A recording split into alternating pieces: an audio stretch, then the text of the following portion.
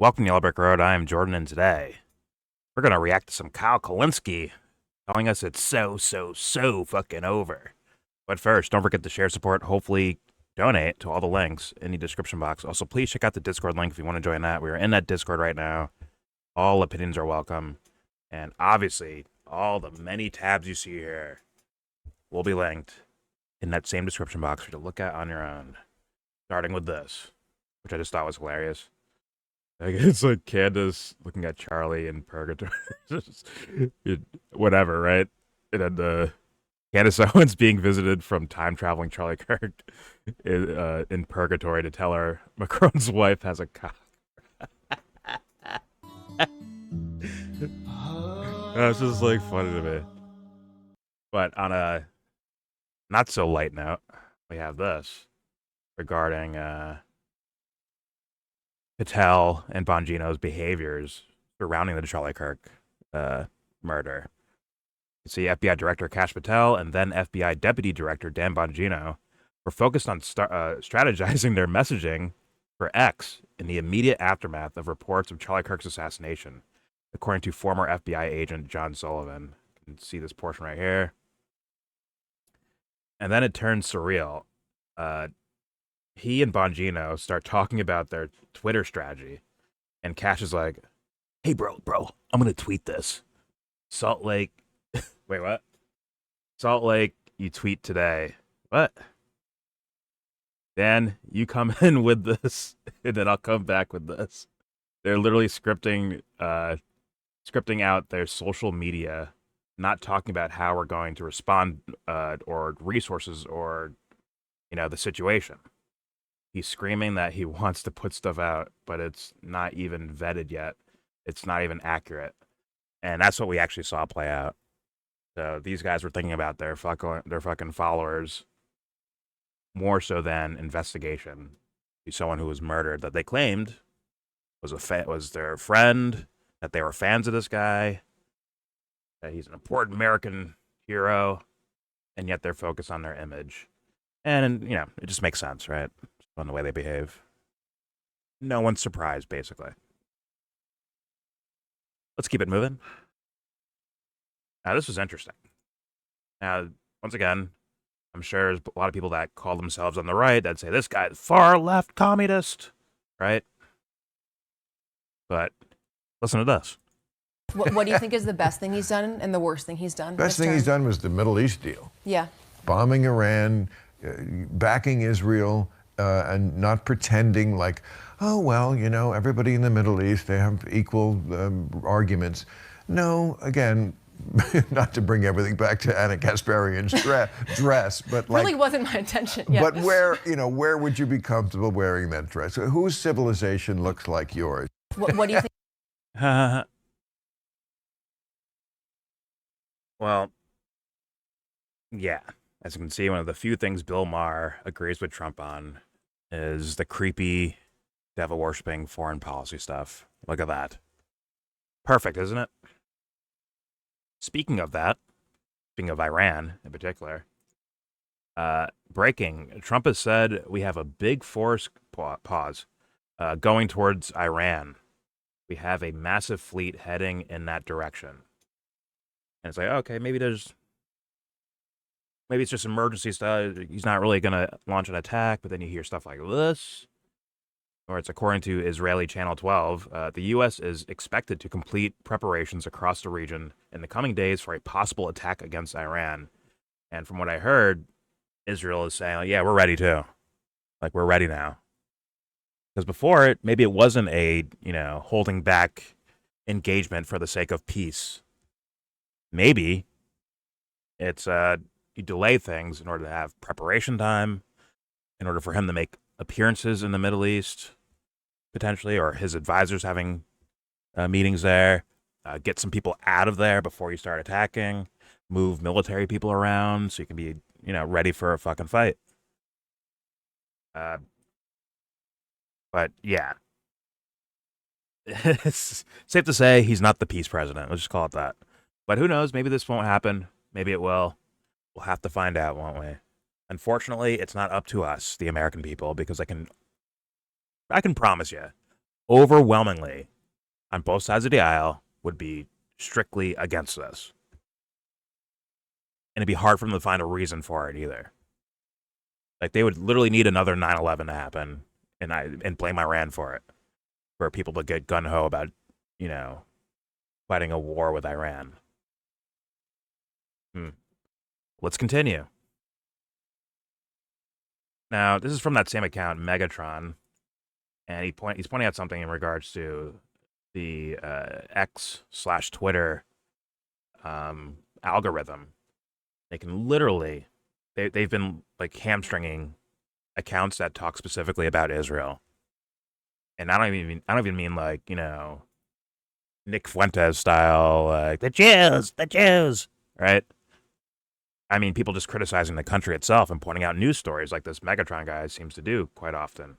Not saying I know everything about this person, but it's every time I've seen him, it's mostly about news stuff. And you can see right here, after X opened up its algorithm, users discovered that those criticizing Israel were massively censored and had their reach reduced by 90%. Now you can see he has the blue check mark, which means he pays for that. He pays to have, to be seen more, essentially, because it's pay to win on Twitter as well. It's like apparently YouTube is. And he's still being hamstrung because of anything critical of Israel. Interesting, huh? But I thought Fuckface came into he bought Twitter to save it from all the woke lefties. Instead, he turned it into a let's churn out foreign policy that supports devil-worshipping motherfuckers. Let's boost that and hamstring everything else. So, please, go thank your savior, Elon Musk, for being, Thank you for saving Twitter, Elon. Yeah, thanks, Elon. I mean, they even fucked the Twitter files got fucked up, too. He fucked those up. With Matt Taibbi, they fucked it up. But let's continue. I want to point that out, that's a thing going on Twitter right now. People are looking up their own names and finding out that they're being their tweets or their information is being devalued by the system itself. Let's continue. Now this pertains to I forgot the Dave Smith one. I'll bring it up. As you can see here, more hamstringing of news in a different way, maybe a much more cruel way. Who knows? It's odd that CBS News makes no mention of this on their website. Why is Barry Weiss's run CBS ignoring the targeting of one of their own journalists? Curious. As you can see, the other day, Israel killed 3 journalists in Gaza, including CBS News contributor. Meaning one of your own workers got fucking killed by Israeli military. Damn. And they don't collateral murder. Yeah, and they don't cover the story? That's kind of crazy, right? People win fucking Pulitzers off that shit. So whether it's greed, like you have reasons to do it for moral reasons, obviously, integrity reasons, even greed reasons, you have an excuse to cover this. But apparently they're not doing that. Maybe they have sense. Maybe they're waiting for more information. I'll be fair. But as of now, or as of this tweet, nothing there, apparently. And then I just want to play this right before we get to the Kyle video. It involves Kyle. It's maybe a potential showdown between Dave Smith and Kyle Kulinski. Wes Nelson, thanks. So, yeah. So Dave Smith gets pissed off at Kyle for something he says in this video. You might notice that Kyle doesn't make anything approaching a point here. He's a fundamentally unserious person, as demonstrated by being a 40-year-old who dyes his hair and throws on shades to do a news show unironically. And you can see the weird glasses from Kyle. But here's what he said, and I could see why Dave might be pissed off about it. Here we go. Wes Nelson, thanks for the $5. Why do so many people give Dave Smith so much praise? The only topic he's good on is Gaza. He's another meat riding Rogan/Trump simp. I mean, you're exactly right. I think the landscape on the right is so dire that anybody who's a libertarian and manages to be right like even 20% of the time, people are like, oh my God, thankfully, fucking somebody right of center is not a total psychopath. I really think that's where it comes from. It really is like the bigotry of low expectations. But yes, to your point, he does that thing. He always goes back to Trump, back to Trump, back to Trump. He'll be like, he should be impeached. And then like 2 weeks later, he's like, well, he's got a point on this thing or that thing. And Rogan too. I mean, he's just part of that Rogan sphere. So he's always going to meet Rye Rogan as well. But yeah, I agree with you. You're exactly right. Thank you for the $5, bro. Hodgepodge. So Kyle doing the left-right thing, in my opinion, he had somewhat of a point that Dave looks like a genius compared to all the little political dweebs out there that are, because Ben Shapiro goes so hard for U.S. and Israeli imperialism, it makes Dave Smith look like a fucking genius when he talks about those guys or debates any of them. So there's a point there, but I mean, the reason why I think Kyle's saying it is not to be correct or honest with integrity. I think it's playing politics. Left-right strategish fucking bullshit. We need to win. We'll make you look bad. That's how we win. Yeah. Exactly. Keeping everyone behind the times. Yeah, exactly. Like someone could like legitimately criticize Dave Smith, but I don't think Kyle's approaching it from an honorable standpoint. I think it's straight up about, you guys should have voted for Kamala. See, I was right, see? And it's like, well, Kyle, if Kamala was in office, he'd be dunking on you and your shitty vote and your shitty takes. I mean, well, Dave will probably end up doing that anyways.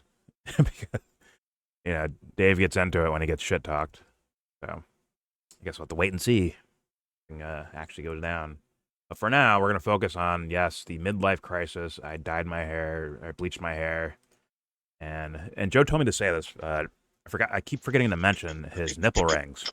The nipple ring extraordinaire, Kyle Kulinski, is here to tell us about the news and tell us how it's so over. You have no idea how over it is. Let's find out. What happened to the other Kyle video, or you didn't want too much cringe? Or one sitting? Well, I was going to split them up, kind of, and like, all right. Why? Oh, okay, for sure. Because usually these things drag out. Just the way the channel is, right? And the dinner talk style. And that video can end up being like 4 hours long, bro. So I'm trying to spare the audience a little bit. But if we breeze through this, I mean, I'll just play it and go with it. But either way, let's jump into this one. What is Kyle talking about? Let's find out. Here we go. So I have to try to convey to you just how cooked we are as a nation, and I don't think I have the ability. I don't think words can do justice just how cooked, barbecued, fried, filleted, whatever, broiled, boiled, whatever. There's in so many different ways we're cooked that I can't even wrap my mind around it. Never mind come up with a way to persuade you of just how bad it is, okay? So, Trump has completely and utterly lost his mind. He's always been crazy, but the degree of crazy that we're working with now is far surpassing anything he's done in the past. I mean, it is just off the charts how mental he is at this moment. So first, let me show you exactly what's happening around Greenland. Take a look at this. Trump sent a message to Norway's prime minister saying he no longer feels an obligation to think purely of peace because he didn't win the Nobel Peace Prize. Trump said it's time NATO does something for the U.S. and gives up full control of Greenland, according to PBS. So he sends a letter to the prime minister of Norway saying, well, since I didn't get the Nobel Peace Prize, maybe I'm not going to be so peaceful. And I think now you guys all have to give up. If you gave me the Nobel Peace Prize, maybe I wouldn't have forced you to give up Greenland. But now I'm going to force you to give it up because you snubbed me and didn't give me the Peace Prize. Pause it real quick. Oh, my God, bro. Mm-hmm. This is the problem with, like, what's it called? Having, like, a 20th, 19th century mindset in the 21st century and dwindling down politics to just personality, because if you actually look at it on a deeper level, Do you actually think that Trump gives a fuck about the Nobel Peace Prize? Actually gives a shit. I don't And think so. that's his actual reason for Greenland. Come on. Yeah, it's theater. I'd call it theater. Yeah, people seriously need to stop dwindling down politics to just some one person's personality, because it kind of screws your analysis or your understanding of the way things work, in my opinion. Oh, I absolutely agree. And it's quite interesting to watch some of the past Kyle videos I've done where you listen to him and he there's way more policy things he could be saying about Trump. But the problem is it would apply to Kamala Harris as well. That thing is, to me, stands out quite a bit. Or Barack Obama or any other fucking Democratic leadership person. And maybe because of that, that's why he might be focusing certain directions on personality. Which, once again, if someone was to be taken serious when it comes to analyzing geopolitics, it's clearly strategic what they're doing. Right? They want to put army bases here. They want to do this. They want to mine fucking resources, fucking gangsterism shit. Not fucking, oh, you know what? I'm so petty. I'll take over Greenland now. Come on. It's strategic. Probably not for the health of the U.S., but for him and his fucking buddies. To control as much territory and own as much shit as they possibly can. And come on, Kyle, you have to be aware of that. I mean, you're falling for the play. You're falling for the interview he does with ABC News. And he's like, you know what? You're fake news. Oh my God, he's so rude. That's what you get from all that? He just said he's going to bomb this place. It's out of his fucking personality, Kyle. But hopefully Kyle saves himself here. I'll give him a chance. I'll be fair. Let's hear more Kyle. And okay. Real quick, I what's it called? I personally do think America is in for a bad way, and I think it's been that way for a while. I think over the past 100 years plus, it's been Operation Mission Creep, but on American people. You are free to leave. But if Kyle actually thinks this, you would think that he wouldn't just keep it to just party politics or Democrat versus Republican. You think he would call it out on both sides if he actually believes what he's talking about. Oh yeah. And once again, he will say things about both sides, but it's usually when a Democrat he likes more is running against another Democrat. Then he might go on a full riddling off every little factoid about how bad some guy, like Joe Biden. Here's how bad Joe Biden is. Here's how bad Kamala Harris is. Because what? Because you have Bernie running. And you want Bernie to win, so you have to actually critique these guys. But when that time's over and it's general election time, because Bernie usually drops out and loses and shit like that because he has no fucking spine, now it's Democrat versus Republican. And he jumps right on board and makes sure he points out, hey guys, it's the lesser of evils. Come on. Things will be better. And then when Trump wins, which is what happened, he'll point out every little thing that they're doing and say, these guys wouldn't do that. Kamala wouldn't do that when all the evidence points the opposite fucking direction. And in fact, it gets whittled down to, what does he say? Meals on wheels. School lunches. They're gone now because of Trump. Kamala would have kept that around. But when it comes to, let's be real, Ukraine and Russia, what do you think Kamala's doing?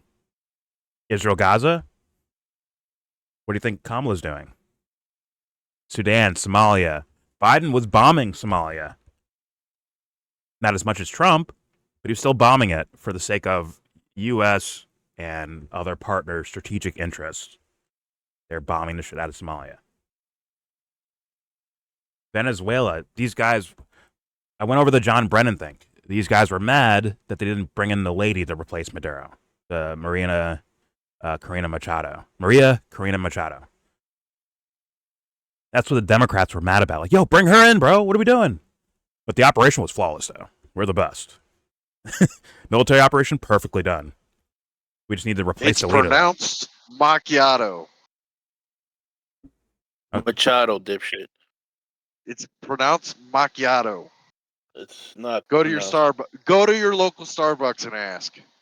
Hey, Dev. Yo, but my question Sorry, is, go ahead. do you think Kyle would use that against Trump? Yo, look, you didn't even do it right. You didn't put her in. No, you can't go that far. He has to be against it I'm for the sake of wondering. his character. I was wondering, would he do that? If years go by, maybe he could pull that out somewhere. But like, right now he can't. Yeah, pause. Right now he can't do that. I don't think so. And also, one last thing before I hit play, Dubster, Thomas Jefferson bought a Quran because of religious freedom. But he was also at war with the Muslims. Yeah, he bought it to translate it to find out why they were kidnapping Americans. Okay. Like, why are these fucking crazy Islamicists starting a war with us? So why did he do it why did he buy the Quran years before these pirate things were happening? Do you not know that Thomas Jefferson translated it? He's the original translator of the Quran to English. And he did that for military strategic reasons or because of curiosity and his sense of religious freedom? Okay. Anyways, let's keep it moving. Here's more Kyle. Another L for Dubster. Now, by the way, Norway doesn't give out the Peace Prize. Did that stop him from doing this? No. Also, Maria Corina Machado, who was given the Nobel Peace Prize, literally not only dedicated it to Trump, but just physically gave it to him the other day, which he accepted. Even though the Nobel Committee said you can't. This better not be what you got a lot of time left, Kyle. This better not be what the fuck you're crying about. He's doing this because he didn't get the Nobel Peace Prize. That's why he's doing this. If that's your fucking assessment, we are in. It is fucking over, isn't it? At that point, that means you're out of your fucking mind. You're Alex fucking Jones at that point. Once again, there's a lot of video left, so I'll give him a chance. Here we go. You can't just hand it to somebody else. She didn't care, and he was like, I'll take it. So he does kind of have the Peace Prize physically on him, with him, okay? But think about, like, the irony here is going to, like, rip a hole in the space-time continuum. I'm so peaceful, I'm the most peaceful, but now I'm going to steal Greenland because you hurt my feelings. What? That would, like, be the absolute definition of a psychotic, sociopathic, bloodthirsty warmonger. You literally... Kyle, they were talking about Greenland well before the Nobel Peace Prize winner was announced. Like, come on. There's no way you actually think this is about his narcissism. There's no fucking chance you think it's strictly about... Like, come on. This is geopolitical. In fact, I think the Democrats would do the same thing. Not in the same way, but the same thing nonetheless. As in, hey, listen, Russia's a threat. China's a threat. We need to protect, Greenland. So let us put some army bases there, and I'll do it nicely. And I'll keep it quiet and on the back pages of the fucking news, and they do the same thing. I would think so. I would think. Granted, it's like they forgot about, Alaska, which is actually a U.S. state. Which is Alaska closer? Am I tripping? Is Alaska closer to what? Closer to Russia and China, right? Than fucking Greenland? I don't know. Yeah, I think it is. Like, Greenland's like in between Europe and the U.S., right? Or North America and Europe, right? If you go across the North Pole, it's pretty close to Russia. Okay. Greenland is. Whether it's closer to Russia than Alaska is closer to Russia, I don't know the answer to your question. Okay. But Sarah Palin, she could see Russia from Alaska. You know what I'm saying? She's playing catch with a kid from Russia. They're tossing the good old football around from Alaska to Russia. Because she's so close to... Everyone she said that shit. That's fucking crazy. I mean, I've seen it on the map. It looks kind of close, kind of not close. So I couldn't tell you. Like on a global, like if you have a globe and you look at it from the top of the world kind of idea, it is close in that sense. If you relatively close, but we're talking about miles and miles and miles and miles of separation. Well, I don't know the answer to it. What its actual miles is from it. Whatever. Either way, let's continue with Kyle. That he's Still on this point. Let's see where he goes. Here we go. Just kidnapped a sovereign leader of a foreign nation. You just did it. And you said, we're doing it to steal their natural resources and their oil and their minerals and their precious metals. That's what we're doing. And he's like, why don't you give me the peace prize? What? So we've now hit the point where Trump... I'm sorry for pausing so much, guys, but Barack Obama won the Nobel Peace Prize, didn't he? And someone tell me for what? What did he win for? What peace did he reign on Earth? Yeah.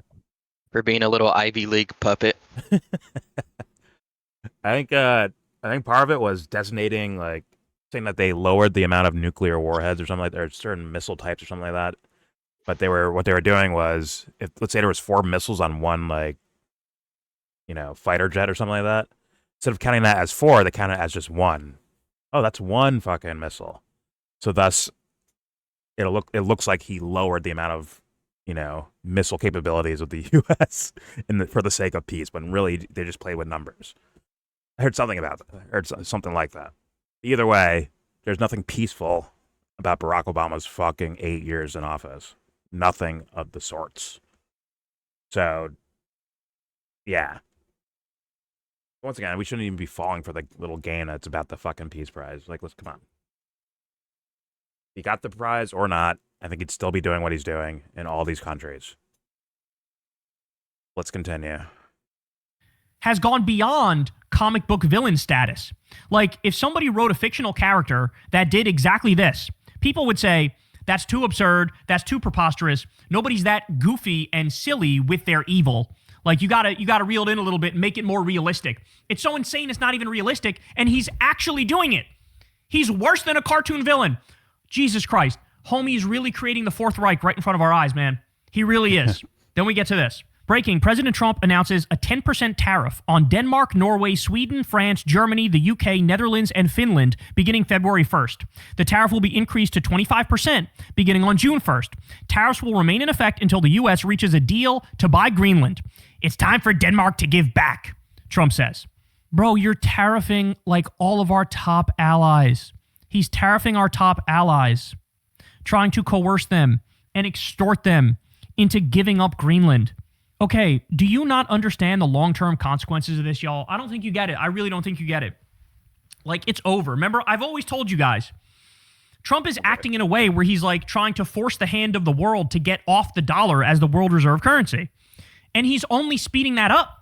Now, like, nobody wants the dollar to be the world reserve currency because we are the fucking bully.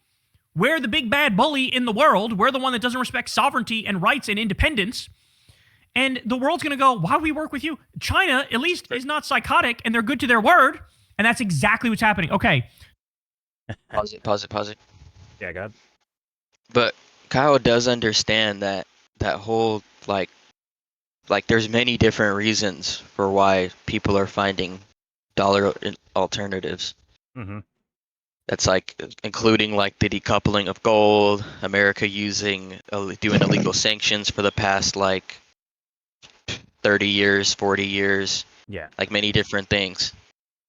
Many different things that happened. Weapon? I'm gonna let you finish. Sorry. Pause. No, you can go ahead. We have a deal with Denmark in 2021 for them to put $224 million into building up the defense of Greenland, and they only did $2.1 million even to today. And we were the ones building it. Either way for me. Defense stuff. So it was built, and it was promised by Denmark to give us the $224 million. It was their part in the defense, as in the paying it. They only did $2.1 million. We still built it. Mm-hmm. Okay. So we got deals like that are constantly occurring with NATO. That's just an example. But NATO is constantly doing things to where we're carrying the full weight, or not the full weight, but like 87, 89% of the budget for NATO to exist. Fair enough, but what I see here, and going back to Kyle, is that I'm just seeing a string of corruptions either way. Like the point and purpose of, you know, the things that Trump are doing are obviously corrupt, right? But the other side that will, like, let's be real, financially manipulate other countries or their own people or whatever the fuck to maintain the status of the dollar, like, isn't that corrupt too? So, like, you're losing either direction. Like, to me at least, like, that's what I see. I don't see some, like, wholesome, someone who's going to keep the dollar strong, around the world, through these creepy fucking means and subjugating one country, boosting up another to keep so that they, trade oil with fucking dollars and all that shit, right? Petrodollar, whatever the fuck you want to call it. It's like, how's that not corrupt? And thus begs the question, like, what's your point, Kyle? It is very cryptic, especially considering the stuff surrounding like how the petrodollar deal came about, like how they used Israel to like destabilize like all like the huge like oil companies, like all the countries around them. So it's kind of like racketeering. Oh yeah. It reminds me. This is what Kyle's doing here. It reminds me of fucking the debate between Obama and McCain. For one saying let's go into Iraq, the other saying let's go into Afghanistan. It's both corrupt. It's like, let's say McCain won and he went hardcore more so into Iraq, right? Put more resources there, put more soldiers there, fucking took over the country even more than it already was. Kyle would be like, see, look what they're doing. See what the Republicans are doing? They're crazy. They want to take over Iraq. Meanwhile, if the other guy won, they'd just be doing. I mean, both teams will be picking on Iraq and Afghanistan regardless, but there might be more of an emphasis on Afghanistan, which is what happened, right? And they quote unquote pull out of Iraq, where they left all this weaponry and equipment for ISIS to take and build a fucking army with. So it's like, what are we talking about, Kyle? What the actual fuck are we talking about? They're going to make the dollar go down in value, right? We're going to lose the petrodollar. I think politically savvy people be like, yeah, so? Like, they're doing bad things to maintain that petrodollar, right? It's just absurd to hear Kyle making those arguments. These are our strategic allies, bro. We need the UK and Germany and France and Europe and shit like that. We need them. For what? To do our version of corrupt shit. Oh, okay. Once again, You don't need anybody. Well, Trump's ideas are corrupt as well, but like, I don't hear Kyle say. I don't know. It feels like he's missing the big point here, which is you're getting corruption either way, Kyle. I think he's missing that. He's also ignoring China wouldn't have an economy at all without America keeping it alive, even during Mao's time. We basically built the infrastructure of China over 60 years. So if they did abandon us to go and only work with China after we built them up and they kind of stole our like entire industrial level economics, that Bro, corrupt people from America gave to them, basically. That'd be fucked up. Bro, once again, you're talking about gangsters dealing with gangsters where all the regular people get fucked. That's what's going on here. And yeah. Also, all they have to do is wait 3 years. Right? All Europe has to do is wait 3 years. And they have the time to do it. Wait 3 years and someone else will be elected and they can just make new deals. Like, that's all they have to do. It is kind of weird though how it's like a constant like historical like reoccurrence that an empire always builds up some country that'll one day like eclipse it. Or in this case, maybe multiple countries. Who knows? Maybe China and Russia and other places. Who knows? But Honestly, I don't think Russia has it in them to. yeah, they're being bogged down quite harshly right now. if you look at it, they're being bogged down pretty good.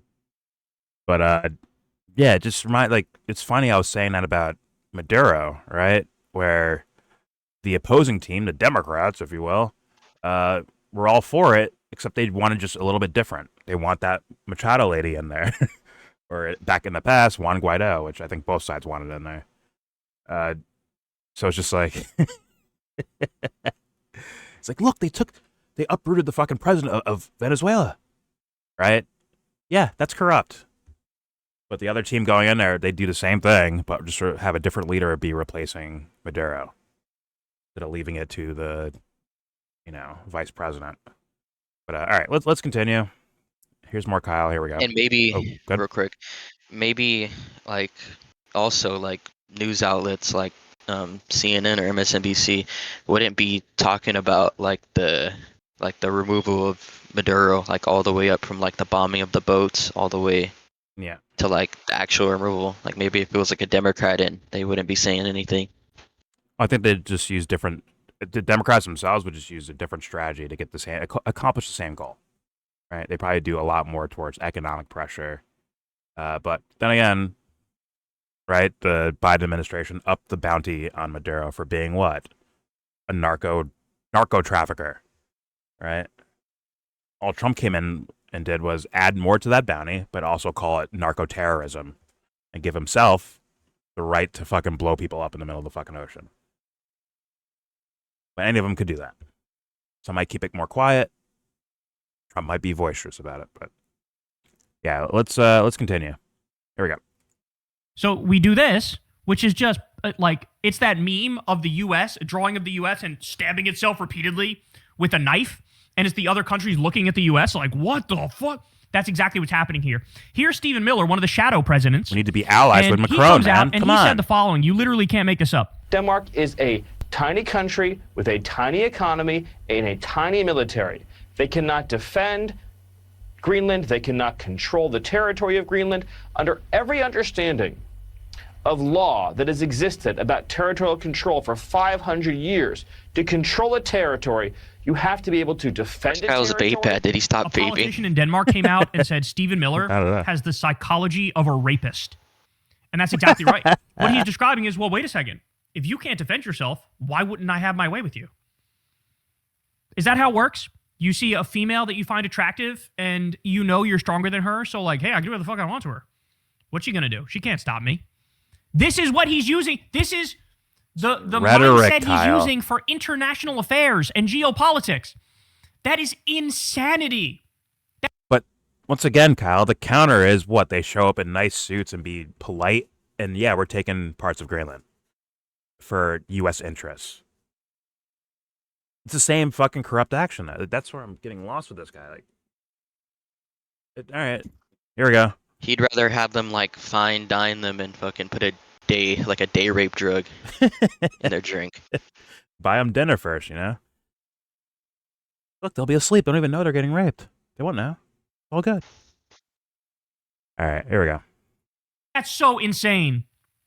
Guys, I'm beginning to think it's possible the U.S. empire within a decade is just totally crumbles. Totally crumbles. Because as soon as they get off the dollar as the world reserve currency, guys, after that, I mean, it's what you care about is like it's a house of cards. Human, like sorry, Professor Kirk, is what he cares about is like humans, like regular people, or like all types of humans, doesn't matter like who you are, like being good, or does he care about the American empire more? I mean, you gotta wonder. He would have to say out loud that it's about, the human loss that can happen from these actions. But let's be real, Kyle. It's like, hey, so Kyle, do you support the American empire or America being an empire? He'd probably say no, right? Well, I'd be like, okay, well, how do you achieve that? How do you achieve that? Now, the Trump shit is just corruption that could eventually lead to collapse. But with the Democrats, they're not going to try to make the quote-unquote empire go away. They're not going to try to dwindle it down. They're going to try to keep it afloat, keep it going. Like if you ask Kyle, especially the ones that are neocons, yeah, of the military-industrial complex. Yeah, I mean, if you ask Kyle, like, what should we do about this? What should the government of America do to stay away from being in a fucking global empire that controls everything? And it's like, he'd have to walk away from both parties. That would have to be part of his solution. Is that like, yeah, we can't go with these guys that are going to keep it afloat with a smile on their face, right? Versus mean old Trump. You can't do it that way either, right? With a frown and like, fucking kind of brutality and fucking, kind of like some fucking dictator type of shit, right? I think you'd say that's not the right way to do it. And I would think doing it with a business suit and a smile is also not the right way to do it.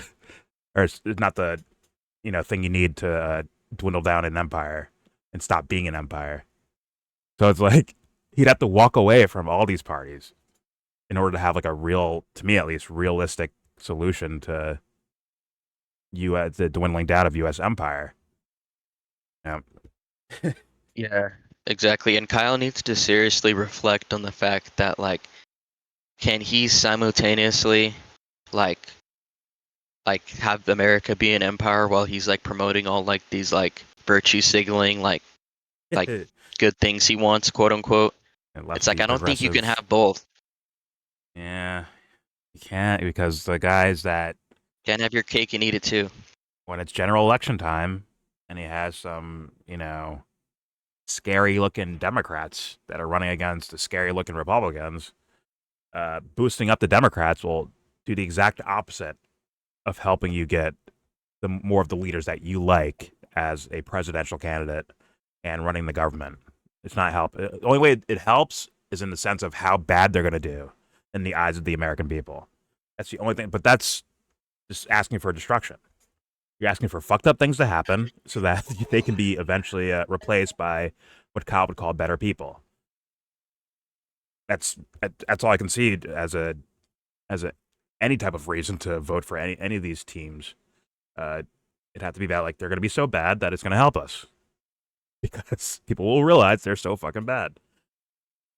But something tells me he can't say that out loud either, as far as a strategy. But hey, God.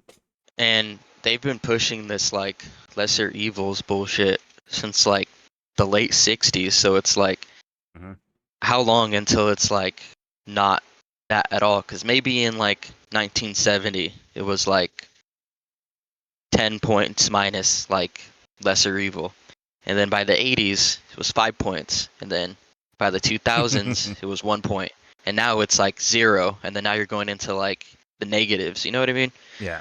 It's like, how much longer until it's like that pushes you into like pushing the envelope further towards evil? I mean, I would have to agree. Like, there's no way that like the strategies have not worked, Kyle. You've gotten some guys in office. Like, I'll give him some credit that he was a part of that, right? Justice Democrats, and then the progressives and Bernie Sanders, and he was a part of that for sure. They may not have him around, right? They kind of don't go. They turned on his ass. Yeah, bro. exactly. But even those guys, you can see them bending and fucking moving for the sake of their party, to keep their party afloat. They work harder for the party than they do for you, Kyle. Like, seriously. So I'm like, hey, at what point is it like, yo, I gotta like ditch this strategy and do something different because this is not working out? Right? It is what it is. All right, let's keep playing. Here we go. It comes down immediately, and we have a massive debt crisis. Because now, like something spiritual, there's no trust in instead the of party dollar politics. Mm-hmm. So, they are playing with fire, and they don't know, or they don't care, or they're doing this on purpose, trying to destroy the U.S. on purpose because they're Manchurian candidates. They're fundamentally acting no different than a Manchurian candidate would act. This is insane. Threatening our allies, saying, well, you can't defend yourself, so I'm just going to steal you. What the fuck? That is the mentality of a rapist. All right, more. Danish military internal report says the U.S. military officials sought via unofficial channels information about key military facilities, airfields, and ports in. So Kyle is acknowledging he knows what Manchurian candidate means, and he's never called Pete Buttplug a Manchurian candidate. I'm sure he has, actually. But that's when he's running against Bernie, right? Or even Tulsi a little bit, I think. So when it's Democratic primary season, right, and you're going against his favorite candidates, he's going to shit on you. And then when it comes to general election time and it's Pete Buttigieg versus fucking JD Vance, he'll cheer for Pete Buttigieg to say it's a better option. And like, better for who?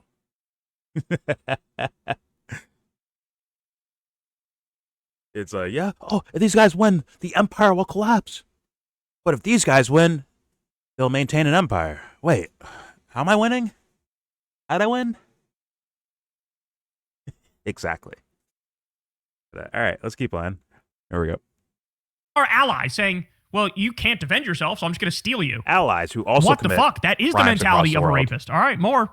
Danish military internal report says the U.S. military officials sought via unofficial channels information about key military facilities, airfields, and ports in Greenland that would be useful for an invasion, according to a newspaper from over there.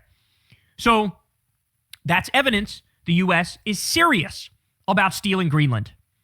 They're making moves behind the scenes to make a plan to steal Greenland. More. Look at this. Jay says, now that I'll be fair. When did this video come out? Today. 3 days ago. Okay, so that makes sense because they already made a deal, essentially. I believe, right? With like having bases there and, mining precious metals or whatever the fuck they're there for. I believe they made a deal already, so that's just to be fair to Kyle. And to show that he's wrong. All right, here we go. The U.S. is emulating all things Kremlin. Good. I think that like Kyle's like perspective of like Trump being like a quote unquote Manchurian candidate is very wrong because it's like he's not like hypnotized or anything or like being fooled. I don't think, in my opinion. Like, I think the better word would be representative. He's more of a representative of like a national corporate global capital. Yeah. More so. Yeah. He is the chief executive officer at this point, and a new one will be appointed in around 3 years. Yeah, I said specifically Pete Buttplug because he literally froze and forgot his lines, like how to, not even lines, just talking to journalists as he was walking to his car. He literally roboted out, like he broke down. That's why I call him a Manchurian candidate. I remember that. I don't know if I saw that or not. Fair enough, but I would just go with like he's a guy who came out of nowhere, seemingly groomed to be in political positions. Yeah, same factory as Obama and Ramaswamy. Yeah. But I mean, if Kyle says, I think he's being tongue-in-cheek about it, pause. But if he actually means it about this Manchurian candidate thing, I'm like, well, for who? Who is he the Manchurian candidate for? Like, who's controlling him? Good luck. All right, let's keep on. Here comes the America must save the ethnic Greenlanders from Danish oppression campaign. That's literally exactly right. This is exactly what Vladimir Putin said when he illegally and offensively invaded Ukraine.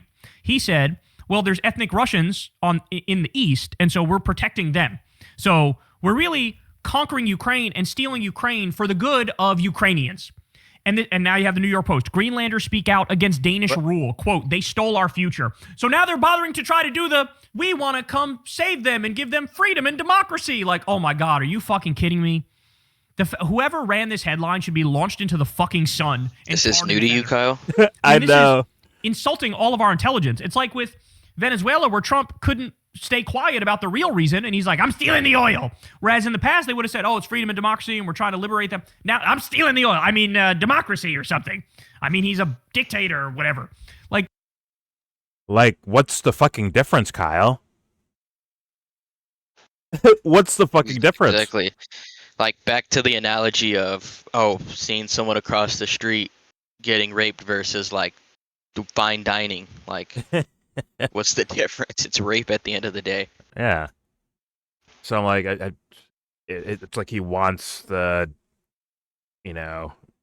basically tyranny to have a smile on his face versus a frown. Like, I don't understand the difference that he's getting at on a moral level and on a practical level when it comes to geopolitics. But Yeah, exactly. let me leave and come back real fast. It's lagging. It doesn't matter if it or regular over still totalitarianism. Yeah. But I'm once again, I'm wading through fucking haystacks to find a needle of a fucking point that Kyle's fucking making. I'm trying to find it. Like, what point are you actually making about this? Here we go. Now we're doing this with Greenland? And as you can see, the community note here says, recent polls early 2025 show a majority of Greenlanders favor independence, with figures around 56 to 67% supporting it. But crucially, a significant portion, around 45%, oppose it if it means a decrease in living standards. While a majority rejects joining the U.S. 85% rejects joining the U.S. So they want to be free and independent. Short of that, they'd rather stay with Denmark. And then the last thing on their mind would be joining the U.S. Why? It's obviously good, like in my opinion, it's obviously good to consider what like the people of these countries want, right? But people kind of forget that increasingly more and more over the past decades, European nations don't really respond to like democratic outcry or like citizens like what citizens want. Yeah. And it's like they might not even have to invade Greenland. Like these like European countries will sell out their country and their citizens so fast. Oh yeah. Like it's not even funny. Oh yeah. And as far as I understand, that's already happened. As in like concession, not the owning of Greenland, but in a way owning a lot of Greenland, like owning a lot of it just by owning certain things in regards to resources and also having military bases there. Just like we don't technically own Iraq, right? No one purchased Iraq, but guess what? We have a giant megacity in the middle of fucking Iraq. We carved out spaces out of these fucking places. So, but once again, both sides do that. They both do that. So once again, Kyle, where's your fucking point at? What is your overall point? How do you stop this, Kyle? Please. Here we go. Because at least with Denmark, they get like free healthcare, free It's college, out of the high deal, standard Kyle. of living. Out of With the the deal. U.S., they get fucking dick. They get nothing. I mean, what are you importing? Fucking McDonald's and diabetes? Like, why would you want to join us? And they don't. They don't want to join us. Of course they don't want to fucking join us. New President Donald Trump is privately ramping up his focus on another target in the Western Hemisphere, increasingly complaining to aides in recent weeks about Canada's vulnerability to U.S. adversaries in the Arctic, according to 2 U.S. officials, a senior administration official, and 3 former senior U.S. officials familiar with the discussions. So in other words, he wasn't even joking about that one. Because you guys know, we've gone over the list, screaming that we want Panama, we're going to take Panama, we're going to take Greenland, we're going to take Canada, we're going to change the border with Canada. We don't respect the borders that were drawn up with Canada. And you go down the list, Mexico, he's threatened Colombia. This is what he does. Cuba, he's threatening them too. He's serious about all of it. And now he wants them to draw up plans to fucking take away the sovereignty of Canada. Are you fucking kidding me? Do you understand yet? It'll probably play out like fucking Greenland did, Kyle, to where it'll be like, hey, we want more bases in Canada and these like fringe parts, right? It's not going to be U.S. military walking up and down fucking Montreal or Toronto or some shit like that, right? It's going to be more so like these outskirt territories where they can do whatever the fuck they do. Military shit. But yeah, all right. Let's continue. Let's see where Kyle goes. People say I'm hyperbolic about Trump. I have been nowhere hyperbolic enough. I should have been more fucking hyperbolic. Are you kidding me? This guy, we need the 25th Amendment, or we need impeachment. We need to fucking get this guy out. We need to lock him up. He is a danger to the world. Up. He's threatening World War III on a regular basis now. He's Both lost sides do it. that, He's Kyle. lost the plot. And every fucking bitch-ass Republican is marching right off the cliff. And all the Democrats, most of the Democrats, are not really saying much either. They're being quiet. Look at that. Now, you might be thinking, well, hold on here.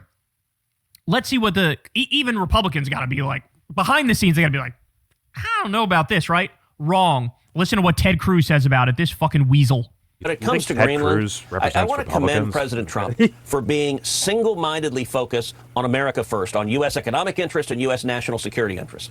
I believe it is overwhelmingly in America's national interest to acquire Greenland. A year ago, as chairman of the Senate Commerce Committee, I chaired a hearing on the benefits to the United States of America of acquiring Greenland. Now, some folks in the press, they clutch their pearls and they say, well, what do you mean acquiring Greenland? How could that happen? Look, the whole history of America has been a history of acquiring new lands and new territories. Whether you go back to Thomas Jefferson making the Louisiana Purchase, about half of the United States of America today, or you go back to America purchasing Alaska from Russia. You want to talk about, at the time they called it Seward's Folly, it turned out to be an extraordinarily consequential purchase. Greenland has massive rare earth minerals and critical minerals. There are enormous economic benefits to America, but it's also, like Alaska, it is located on the Arctic, which is a major theater for potential military conflict with either Russia or China. It's also critical for the Golden Dome and defending America from potential missile strikes. I commend the president for focusing on American national security. So Trump... Potential missile strikes. Right? That's Alaska right there, I believe. Yeah, it is. It's fucking dumb close when it comes to the map. I know maps aren't exactly to scale, but still, it's like a pincer, right? Pincer move. Have flanking sides of Russia and China. Yeah. But yeah, I personally, I mean, someone in the audience, or even Dubster, I guess, or Harrison, did any of you guys think Ted Cruz represents you as a Republican? Does Ted Cruz fucking represent you? I don't fucking think so. So no, he's got an ugly wife. Okay. So Kyle said, like, oh, Republicans are going to do this. They're going to stand behind this. Does he mean the politicians? Because you could just say, like, well, the Democrats are too when it comes to politicians. Regular people are like, I think for the most part, other than the, fraudulent, grifting fuckfaces on social media, either don't know about this, don't care about it, or don't want it. Seems to be the case to me. Other than those, special brainwashed people. But all right, let's continue. Here we go. Strikes. I commend the president for focusing on American national security. So Trump farts out this idea, and Ted Cruz, more gas, please, sir. Yes. Oh, it smells lovely, lovely. You have got to be fucking kidding me. And then he just said, yeah, they got all these minerals, bro, trillions of dollars worth. So, imperialism, colonialism, steal the natural resources. We're back in the fucking 1700s and 1800s. We've been doing that, Kyle. By sovereignty and independence and rights. We don't care about international law. That's dead. That's gone. It's over. Someone let Kyle know, like, when did that really go away, Kyle? 1700? 1800s? Like, come on. You were alive during the fucking lead up to the Iraq War, bro. Come on, son. Get the fuck out of here. They're just starting. They're starting to crumble the idea of sanctity and fucking, precious peace and world peace, and not being like overexposing yourself and fucking trying to take countries over, extort their fucking resources. Like, is that fucking, that went away, Kyle? When did it go away? I didn't see it. Remind me when it went away. Exactly. For the past 80 years of the UN Charter being in existence, America has broken virtually every article in that charter to pretty much every country in the world, including the United States. Yeah. And guess what? Like, he can look at George W. Bush, which a lot of people look at as the kickoff, although there's plenty of shit happening before that. Plenty of shit. But if you look at George W. Bush, right, and the use of military force, right, where the war on terror, where it's like, okay, just rip up the fucking rule book. If it's a terrorist, do whatever the fuck you want, right? Democrats didn't come in and change that around. They said, well, we're allowed to do this now, so we'll do it too. That's what fucking happened, Kyle. Did you not see Obama's fucking 8 years? Did you miss out on that one? No, Obama was too soft, right, Kyle? Pause. He was too soft. He was too forgiving. Yeah. Like, if you actually look at that, right after the Bush era, I mean, this Obama guy had all the momentum on planet Earth.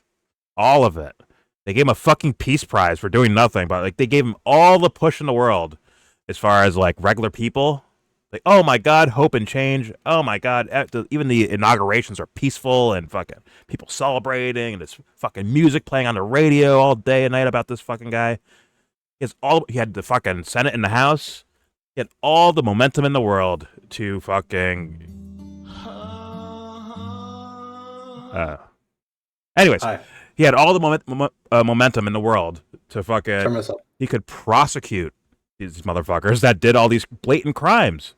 He could investigate it. He could do panels. He could do all this shit, like a whole Senate hearing about, like, hey, did you guys lie us into Iraq? What happened here? Didn't really go after it. He could have done all that, but he didn't do it, Kyle. What'd he do? He said, well, that chapter's closed. We're moving on now. And now I'm going to start expanding the wars from 2 to fucking 7. Actually, let's be real. It's more. More territories were being fucked with. And Trump's like, I did want to point something out. Yeah, go ahead. You know, the white hair with the white pinstripes and the white bookshelves. The white shirt. The nipple rings. I don't see nipple rings, but I wouldn't be surprised if they're white. But he looks like a fucking that guy from what's that movie? I don't know. Whatever. He looks good, man. I like it. Someone buy this fool a dictionary and a thesaurus to help him out. Jack Frost. He looks like Jack Frost. Jack Frost. Well, he's Jack Frosty Tips. That's what Kyle is. With neon nipple rings. Anyways. Someone actually needs to get him a fucking dictionary and thesaurus. I mean, holy Christ. It's like that thing, like, and Jack Frost.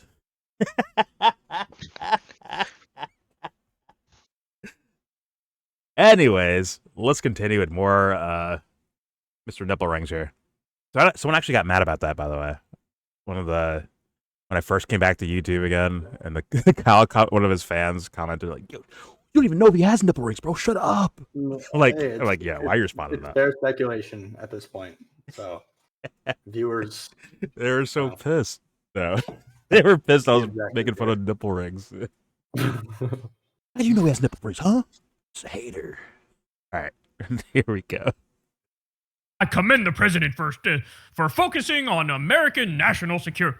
What a sick joke. Trump didn't even mention Greenland when he ran in 2020. He didn't mention it. Why? Because if he mentioned it when he ran, wouldn't have gone so well for him.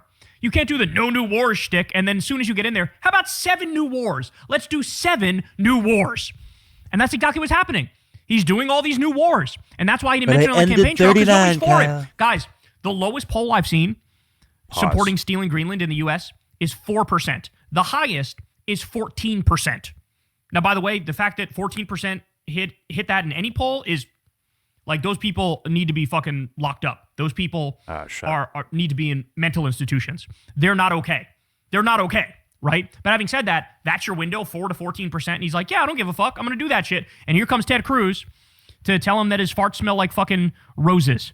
All right. Here's what Bessent says when asked about this. Ready? Here we go. As far as I have heard, has not taken military force off the table. If the United States were to take Greenland by force, how would that be different than Russia's annexation of Crimea? Look, I believe that the Europeans will understand that this is best for Greenland, best for Europe, and best for the United States. So, but military action is still on the table? These guys are devil I haven't spoken with the president on that. And again, I believe that the Europeans will understand that the best outcome is for the U.S. to maintain or receive control of Greenland. This is literally a terrorist death cult. I hope you guys understand that. It is a fascist terrorist death cult. Trump could decide to nuke Greenland tomorrow. They would defend it. Maybe for the first day or at the longest a week. Maybe they'd be a little not with it for a day to a week. But after that, they'd all be on board. They'd all be defending it. They'd all be focusing back on triggering the libs. This is a fascist terrorist death cult. And now, Kyle, if they do the same actions, but don't be mean about it, what are they, Kyle? I mean, someone could be like, drink the fucking Kool-Aid at gunpoint, right? And someone could say, no, we're going to go to heaven. Drink the Kool-Aid. What do you call them, Kyle? Come on, so it's a fascist terrorist death cult. And it's like, well, these same actions were happening under fucking Biden last fucking year. Maybe not Greenland in particular, but most of the foreign policy stuff that Trump's been doing, Biden has been behind. Or he will perpetuate or let it keep going on, perpetuate it in a way, but not so far to make media announcements about it, but continue it anyways. Gaza, Somalia, Venezuela. I wouldn't be surprised if they were eyeing things in fucking Greenland. Who put troops surrounding fucking Russia years ago in Obama's last year? That was the fucking Democrat Obama administration. Once again, in foreign countries, right? Yes, NATO allies, but still foreign fucking countries. Does that count as a terrorist death cult? Watch Kyle fix his fucking language around to make it so it's not as bad. I hope he wouldn't, but he might do that. So it's just mind-boggling. Yeah. Okay. All right. And also, yeah, good. About the whole fascism thing, it's like fascism didn't just like suddenly come knocking on the front door of the U.S. like in 2016. Mm-hmm. Like it's always more or less been that way. Because like if you think about like what corporatism is, the merging of the state and corporations, that's a form of fascism. Yeah. And that's been happening for a long time. Oh yeah, a very long time. And once again, it's I understand before these things were happening before, but it became so overt since the Bush administration. Since then, it's been like extra overt, including the Democratic people that won office. Remember fucking the housing crisis? Remember that shit?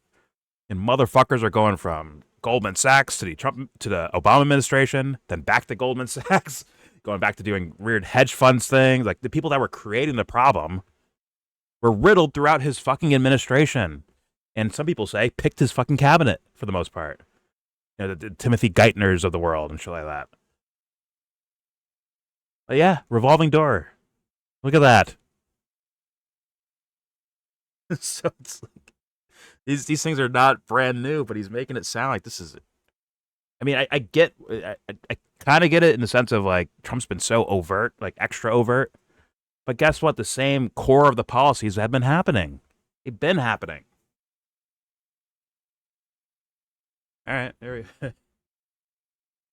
Like, when if Kyle says one thing, let's say about like Gaza, right? He says one thing about, oh well, you know, Biden would be better on this. Well, Trump fans at this point would say like, no, Trump did it better because he ended it, didn't he? He didn't actually end it, but they'll be like, well, less people are dying than before because Trump made a deal. We don't know what Biden or Kamala Harris would have done because they didn't fucking do anything when they did have the fucking power to do so. They didn't do anything. They helped it. So it's like, why are we picking poisons here? Why are we doing that? Anyways, let's continue. Here we go.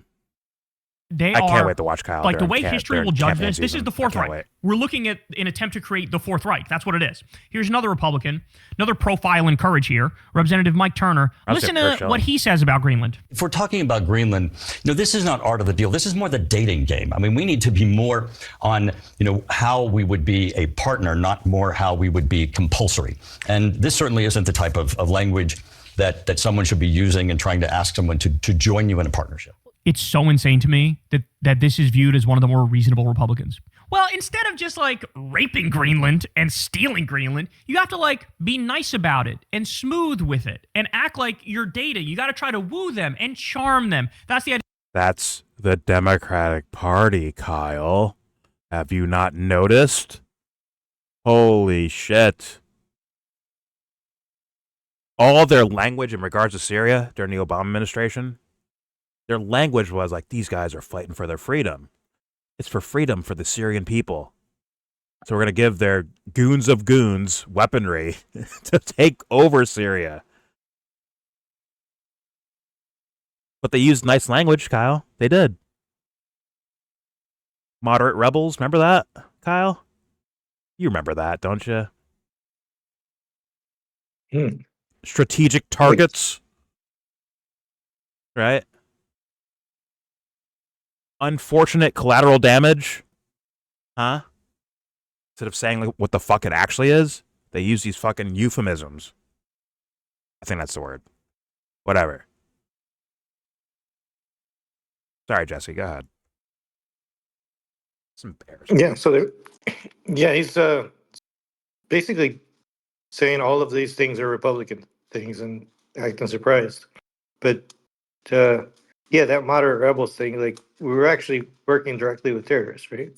And yeah, and the topic of Greenland seems almost it sounds on the surface different, or like these are our allies, and like why would do that? But like we just had Biden, right? And he literally blew up. Nord Stream.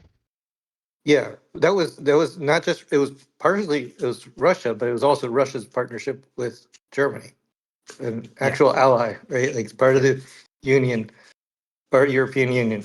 So that is, and they didn't say nothing. They didn't say nothing. That is equivalently like bullying. Like that, Real. like that actually harmed their not just their economy, but like that's probably like if we find oil to be that big of a deal that we get into wars for, like we just chopped off like an arm of Germany for their oil, right? Yeah. Like that's the things we do. And this That was Biden. That was if he wants to go by president's party. And this Republican guy that they're showing on that Kyle's showing sounds exactly like the Democrat. That's exactly how they would do it. I mean, they wouldn't even say that out loud, by the way. They wouldn't be like, yeah, we need to woo them.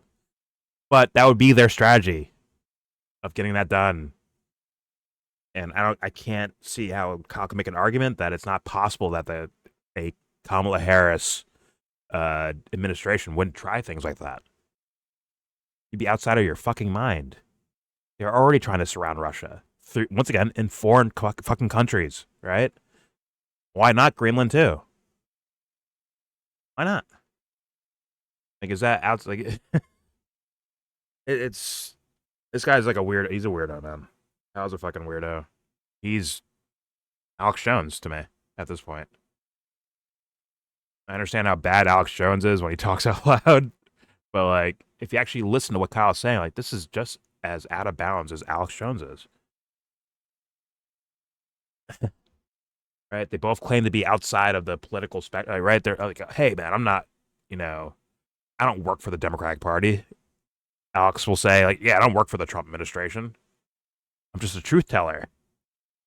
I think they both say that, but then come up with these wild fucking theories and assessments without applying it where it belongs to be applied to, which is a whole bunch of motherfuckers that are like this in both parties. That was incredible. He played that clip, and that guy sounds exactly what I would think a Democratic candidate would say. To a fucking T, almost. All right. Here we go. Yeah, Okay, and good. real quick, to elaborate more on about the whole thing with like Germany and Russia and America, right? A lot of what like the American MIC has been pushing with like the whole Ukraine-Russia war has been like destroying Europe, like in many different ways, like deindustrializing them, right? Turning them into like multiple countries into like war dominant like countries and stuff like that. Like for example, speaking of like deindustrialization, Volkswagen, I think like a maybe like last year, they shut down like the Volkswagen shuts down factory in Germany for the first time in 88 years. So it's like they're doing a lot of like sabotaging of like these places, and it kind of is like a bit of like a fairy tale like ending for NATO and the EU and Europe in a way, because the whole point of NATO was always that okay, in trade for like America like weaponizing Europe and like giving them like protection and like putting NATO on America's back, right? The Europe like Atlantic, like Western Europe will be on the front line against like the Soviet Union, Russia, the Baltic states, right? And the Cold War was never really actually fought in Europe. It was always the hot war was always like in the global south or like in like the Asia or like in Latin America, right? So Europe never really had to really confront Russia head on. Yeah. And now it kind of seems like the American MIC is pushing for like as we like come to like the end of like the EU and like NATO, right? It kind of feels like the American MIC is pushing for Europe to actually like fulfill their side of the contract. Very possible. No, that's not a bad point. I mean, like, it's so weird because on one side you'll have like right now because they're in power now, right? The Trump administration will say something in regards to like trying to make a deal with Russia and Ukraine and make a deal happen so it doesn't spill over into Europe. But they're also saying we need to occupy places like Greenland and put maybe more forces in Alaska and maybe some Canadian fucking help can get in there, like maybe sit on some of their territories. And they're still surrounding Russia, by the way, still, right? They're all up in all these regions. They're subjugating their fucking any of Russia's allies the U.S. has been fucking with the entire time. They're kind of picking off the small ones right here, there, like Syria, Venezuela, quietly trying to pick them apart. And like seizing like tankers and shit like that, right? So it's just it's just extremely bizarre, like looking at it as we're making deals with Russia, but we're also doing all these geopolitical moves because Russia's bad, right? It's just like, that's weird, and that goes all the way back to like RussiaGate, right? Where it's like, oh, he's working with Putin, right? Or Putin has him blackmailed for some reason, and it's just like in your face, the exact opposite when it comes to behaviors. Even before that pipeline, Jesse, there's fucking deals being pulled out of by the U.S. Under Trump, right? There's fucking sanctions going against Russia. That recent attack, where I guess it was at like where Putin was staying, and there was like a drone attack there. And I'm sure Trump like, oh, nothing to do with me. I had no idea. Oh my god. But meanwhile, the U.S. probably gave them Ukraine intel to be able to attempt to do that. So it's like, and this is the thing, it's not just Trump, it's both sides that are actually playing that game. They're both playing that game. And maybe, yeah, sure, maybe they want Europe to pay, or not pay, but you know what I mean, like get more involved, if you will. But I'm thinking these fools, the leadership already understands what level of corruption they're willing to go to. And then they would engage themselves by selling the narrative of like, hey, Russia's trying to invade Europe. That's why they're fighting Ukraine, because they want to invade Europe. And thus, let's fucking increase tensions between the countries. And we'll send our young men out there to go get fucking murdered for it. It's all this weird little shell game thing, to me, at least. And it's unfortunate that Kyle, for some reason, he has such blinders on. I guess he can't see that, or he's just full of shit. Just be honest about that. He could just be full of shit. And what's the most frustrating thing about it is it's like all this happens while like real like people are on the line, real human lives. Oh yeah, there's a lot of kids dying over there. Between just Russia and Ukraine, there's a lot of kids out there dying for no fucking reason, for shit they don't even know about or understand. It's fucked. And if you can sit by and just let that happen and be okay with it, I'm going to call you a fucking devil worshiper. Or use it as a political strategy, like I think Kyle does. Or Alex Jones does. It's fucking sickening because of the actual on the ground fucking suffering that happens from motherfuckers whose names you'll never hear out loud. You'll never hear their fucking names. You'll never see their faces. You won't know their fucking parents or their siblings or their spouses or their kids. Now they're eating shit for no fucking reason.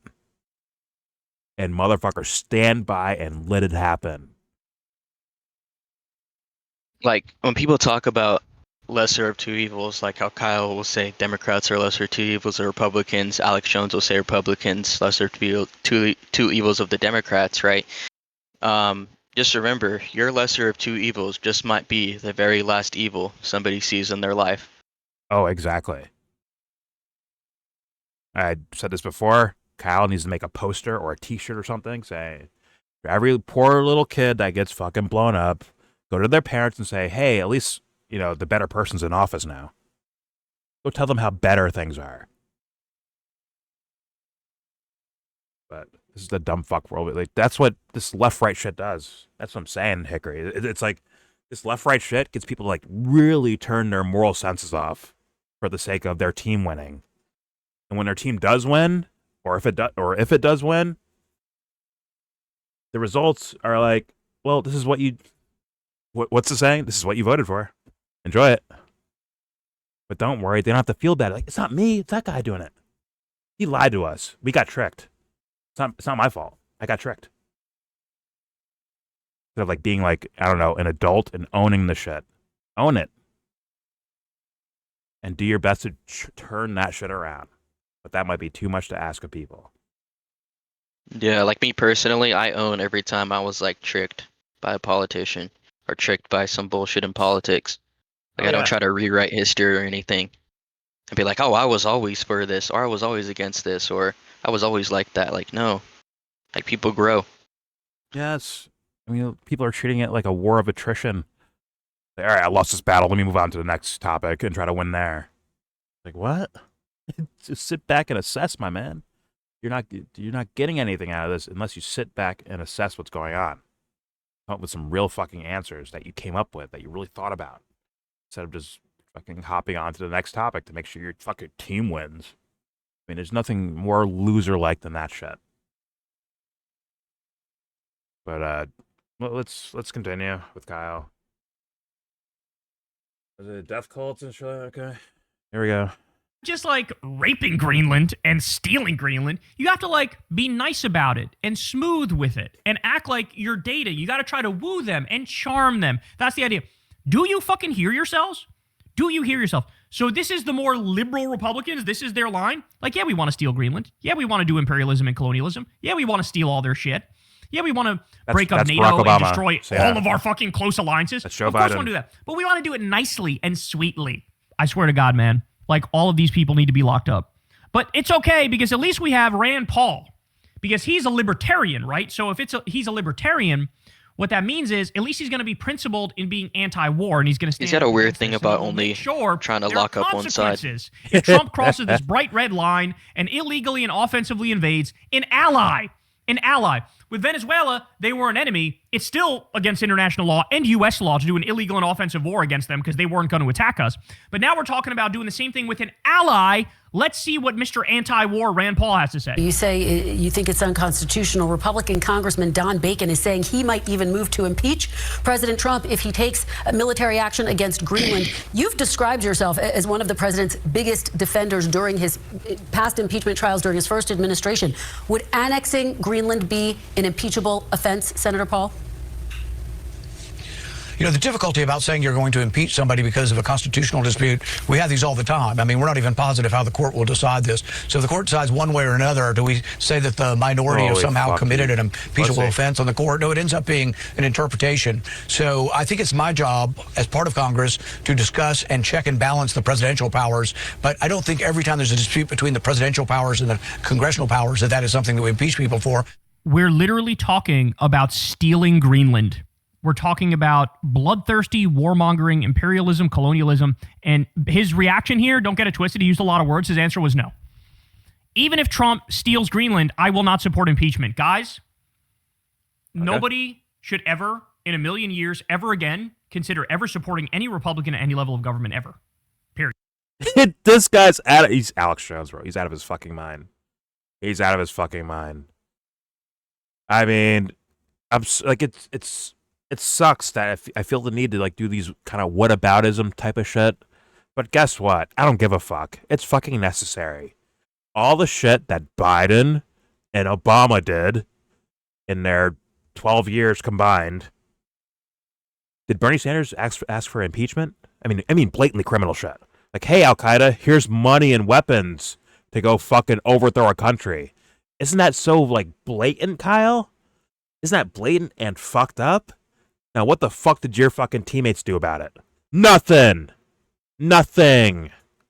In fact, Bernie supported Obama's fucking kill list, where they killed Americans overseas without a judge or jury.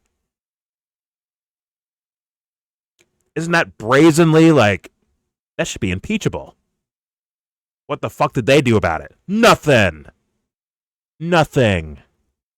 They sat back, they ran for office, they got cheated, and didn't say nothing about that either. And just disappear. Like, okay, bye, disappear.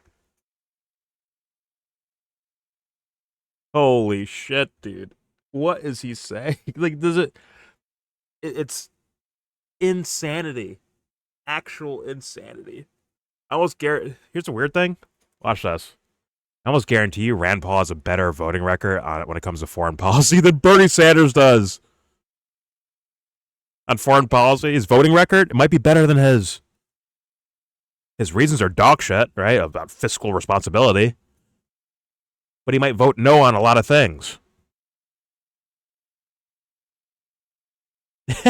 It's the irony of all that. This dude's out of his fucking... He's Alex Jones. He is out of his fucking mind. It's like you have an easy W right here, Kyle, where you have a guy that you call a tyrant trying to take over territories that he should have no business in taking over. And yet somehow you find a way to turn the topic back to how stupid you fucking are. It's incredible. Incredible. This fucking guy. Who the fuck is following this motherfucker? I want to know that. Who the fuck is following this guy?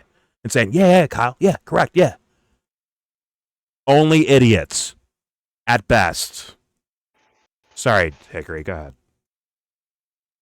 I mean, like, it's literally the personification of, like, what we were talking about earlier, where it's like, you know, happy mask, like, mean face underneath. Like, Alex Jones is the mean face, and Kyle Kulinski is the happy mask.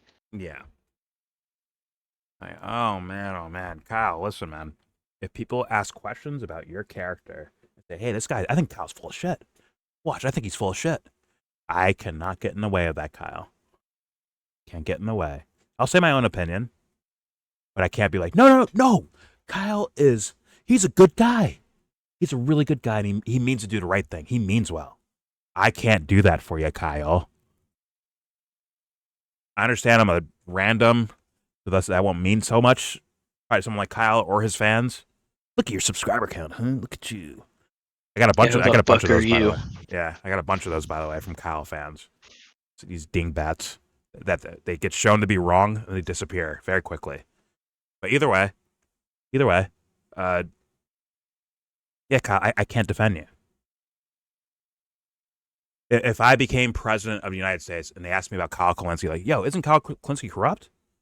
I can't be like, no, he's a good guy. He's a great guy. I can't do that. Unfortunately. Now go get your fucking shine box. All right, let's continue. Here we go. Got the good fellas. Period. Fucking this is whipping boy. Weirdo. I mean, this is obscene. And I really don't think these people understand how they're going to be You viewed better turn in this ship hindsight, around, Kyle. how history will view these people. I mean, this is, again, we're living through history in the worst possible way. And I need the Democrats to stand up and to actually fight back in a serious way. None of this bullshit. But Kyle, you've been saying this for fucking over a decade, bro. I need the Democrats to stand up and fight. You've been saying this shit for a fucking decade, my man. When are you going to get a fucking clue? Huh? When are you going to grow up, man? Holy shit. It's embarrassing. It's embarrassing.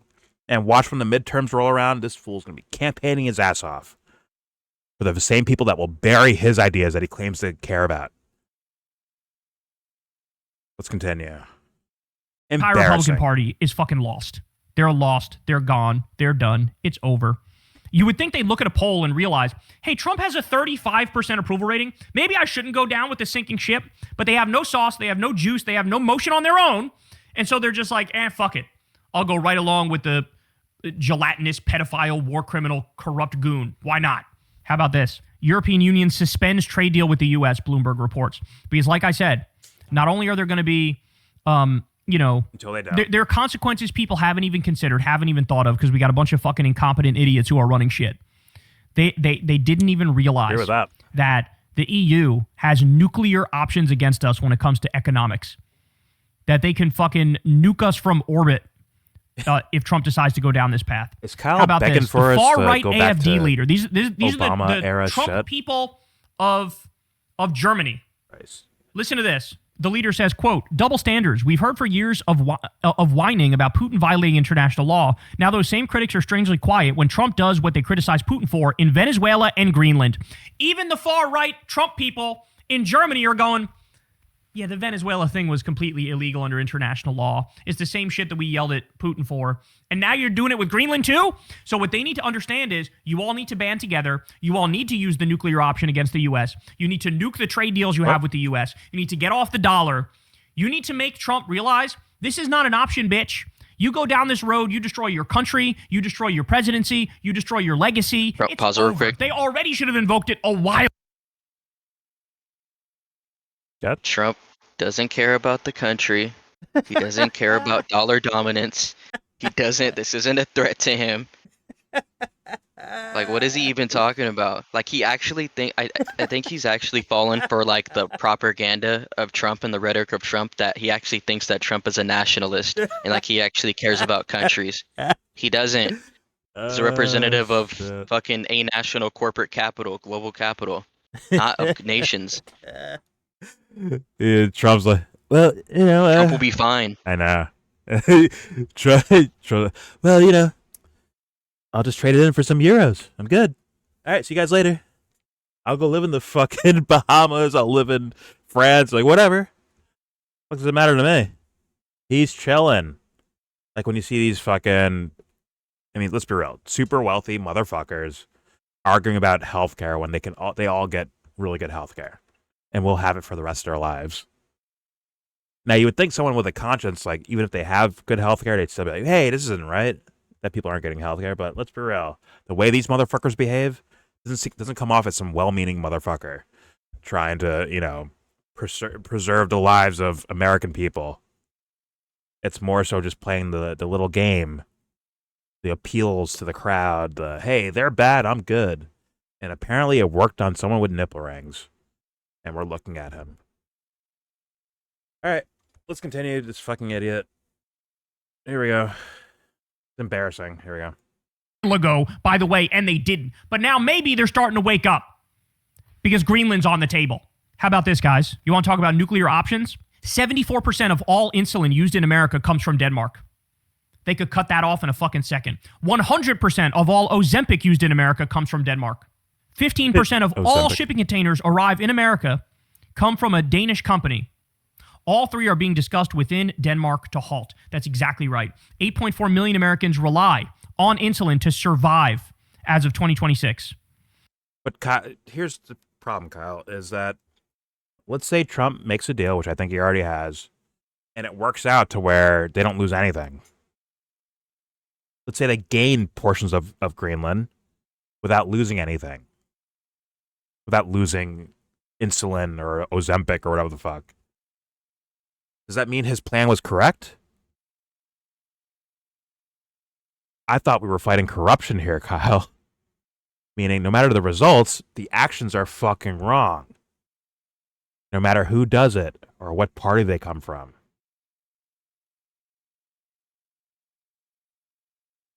It's like the Venezuela stuff, right? Let's say people didn't die. Let's say they just swooped in, used some sort of machine that discombobulated people, grabbed Maduro and left. They make oil deals and they make financial deals with Venezuela. Venezuelans make more money. All of a sudden, Americans' prices for things get cheaper. If that all worked out like that, does that make it good? Or should you stand against it anyways? The difference between me and you, Kyle. There it is right there. The material results, I get it. It's important to look at, but it does not decide my moral fucking faculties. He better hope this shit didn't. Like, what if it works out? What if it works out? What if they get like lower drug prices for people as a result of their weird negotiating tactics with Greenland? Does that mean you have to support it now, Kyle? What do you do if it works out for you or for regular Americans? Yeah. Idiot. Dummy. I have to leave and come back real fast. Holy fuck, man. It's just like no moral fiber. Just fucking politics, politics, politics. Here we go. Denmark makes and accounts for 74% of all sales of insulin to the U.S. with no quick alternative to switch to. Denmark considers the halt is a reasonable response to U.S. threats. And you know what? They're not fucking wrong, and you know it, and everybody fucking knows it. How many times have I told you, you can't have a nation above nations. You can't act like a fucking mob boss on the global scene and not respect people's independence and their sovereignty and their fucking intelligence and their morality. You can't do that and act like you're just going to get away with it forever. But Trump is so used to getting away with fucking everything that he doesn't realize you're playing with fire, you bitch. And this is where we are. How about this? Again, want to talk about five-alarm fire? The Canada-China relationship has been distant and uncertain for nearly a decade, says Mark Carney, the Prime Minister of Canada. We're changing that with a new strategic partnership that benefits the people of both our nations. So now Canada and China are already working together. They already have some sort of a deal when it comes to electric cars, I believe. They're going to make other deals as time moves forward now. Canada looks at China and they go, they're dependable. They're reliable. They're good to their word. They're less authoritarian and warmongery than fucking America. Once again, the Trump himself and the businessmen around him make deals with Chinese people, individuals. So, like, what? I don't understand. How's Trump, like, to Hickory's point again, like, how's Trump losing from any of this? He doesn't care about the American people, you dummy. Or the Chinese people or the European people. Doesn't give a fuck about them, in my humble opinion. So, like, what? The China will do more deals with Canada, but guess what? Trump will make individual deals himself, or his family members will make deals with people in China. So where's the L for him? Here we go. That's what they're thinking at this time. And they're not wrong. Watch this ad. Watch. It's been 8 years since a Canadian Prime Minister visited China. And this is a relationship that has been distant and uncertain for nearly a decade. That has held back investment, it's stalled business growth, and but cost this guy's a creepy businessman, and that's Kyle. why Canada's new government began to recalibrate our relationship with China. Through periods of global... It's Kyle's arguing that we're losing hegemony over the world. He's mad about that. Look what Trump's doing. We're losing hegemony over the world. No. What was that shit that George Galloway said? I think he tweeted. And he's like, damn, maybe Trump's one of our secret agents because he's quietly dismantling all the, empire type stuff. He's dismantling it, but just by his actions alone. He's like, yeah, go Trump. But what is Kyle asking for here? What's his point? What is he asking for? Maintain the hegemony? I'm not saying what Trump is doing is good. I'm just saying, like, what is Kyle asking for? No, we need to make sure the strength of the dollar is up there through what? Creepy actions? That's how they maintained it before. We need to keep Canada away from China and doing business deals? Isn't that corrupt, though? He's wrecking himself. I'm sure a fan will show up and make his argument for him that he doesn't seem to want to make in this video, but all right, here we go. But let's real quick. More opportunities. Make no mistake about it, right? Let's say let's go with what George Galloway, right? Yeah. George Galloway said as Trump is destroying the empire stuff, right? They're not just destroying it; they're gonna be turning the imperial weapons inwards into the imperial core. It's not just about destroying the empire stuff going outwards, but it's also about it inwards. That's kind of what ICE is. Oh yeah, in a way. And doing Obama already did a milder version. Well, sorry, less overt version of what Trump does already right now, right? Yeah, for sure. With ICE, overly militarization of the fucking police forces and guys like ICE and shit like that, where they're knocking over American citizens and in some cases killing them, yada yada yada. Let's be real, the one of the weirdest things that is kind of quiet to people is the digital stuff, the facial scannings and all that shit of people. This new real ID thing that Americans were making fun of Europeans for, like, or UK people, like, look at you and your stupid fucking, digital IDs. Like, meanwhile, you guys are getting them too. They're doing rules that, funny enough, one thing was written up during the Biden administration, then came to fruition in the Trump administration. It's like, but don't these guys hate each other? What happened to the auto pen argument for that one? Where'd it go? Oh, that's right, it's not there because it's going to be used against you. And that's what's happening to these dick licks that are dick riding in the Trump administration, don't realize that's happening to them. And people like Kyle that are cheering for the other team don't realize they'd be doing the same fucking shit. I'm sorry, all evidence points to that. I'm not a future teller, I'm not a mind reader, but all evidence points to they'd be doing the same fucking shit. In a different way. With a smile on. But thank God we have our leader, Kyle, here to guide us out of the darkness.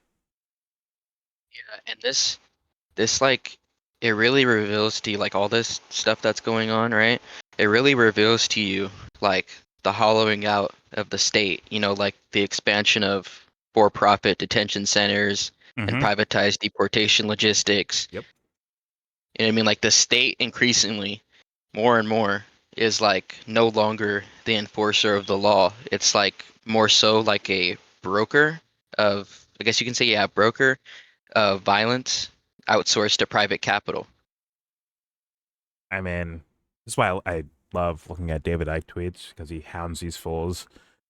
Like, he'll hound like Alex Jones. Like, you're cheering on the thing that you claimed to be calling out a decade ago. It's just like ironic, right? Martial law, bring in the military, overly aggressive policing of citizens, right? And then all the tech shit surrounding it, like this kind of dystopian idea, is now being celebrated as a thing that, yeah, this would happen. Yeah, it's good. This is good.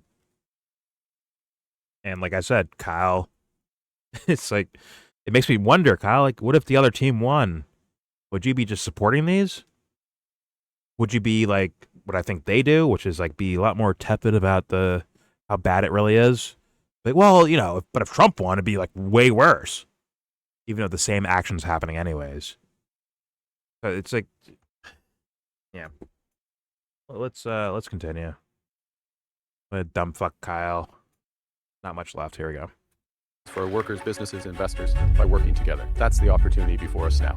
More stability, more certainty, and prosperity on both sides of the Pacific. So you lose every More single Chinese one food. of your close allies. You piss away all your sesame sway chicken. in the world. You can't. If every country gets together and says, you're done here, there's nothing you could do. You're cooked. It's over. It's done. And Trump is acting like that's not Those the guys case. are corrupt He actually as- is stupid enough to think the U.S. is the indispensable nation that nobody could ever break from. He actually believes that because he's an idiot and he doesn't see He doesn't. what history looks like. How empires rise and fall all the fucking time, all the time. There were times when the Ottoman Empire was the strongest empire in the world. The British Empire was the strongest empire in the world. The Malian Empire was the strongest. Of course. And what happens? History changes.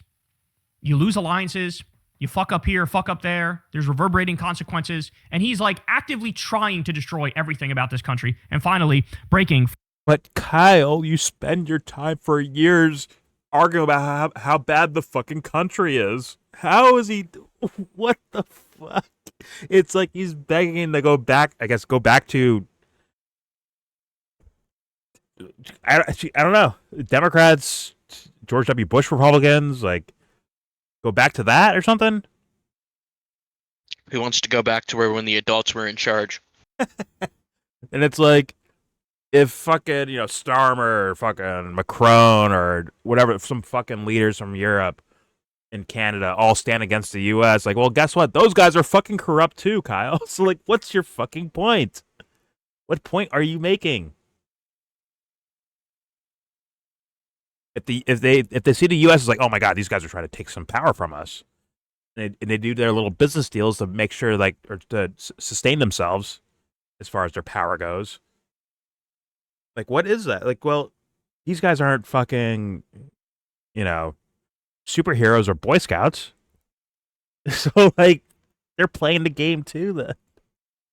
Oh my God, the sanctity of the relationship between the U.S. and fucking Macron. That guy's corrupt too. What are you asking for, Kyle? He's out of his fucking mind. He has lost the fucking shit. He's lost the plot, man. Or he never had it in the first place. He never had it in the first place. Most likely. Let's be honest. But all right. What's the play? Here we go.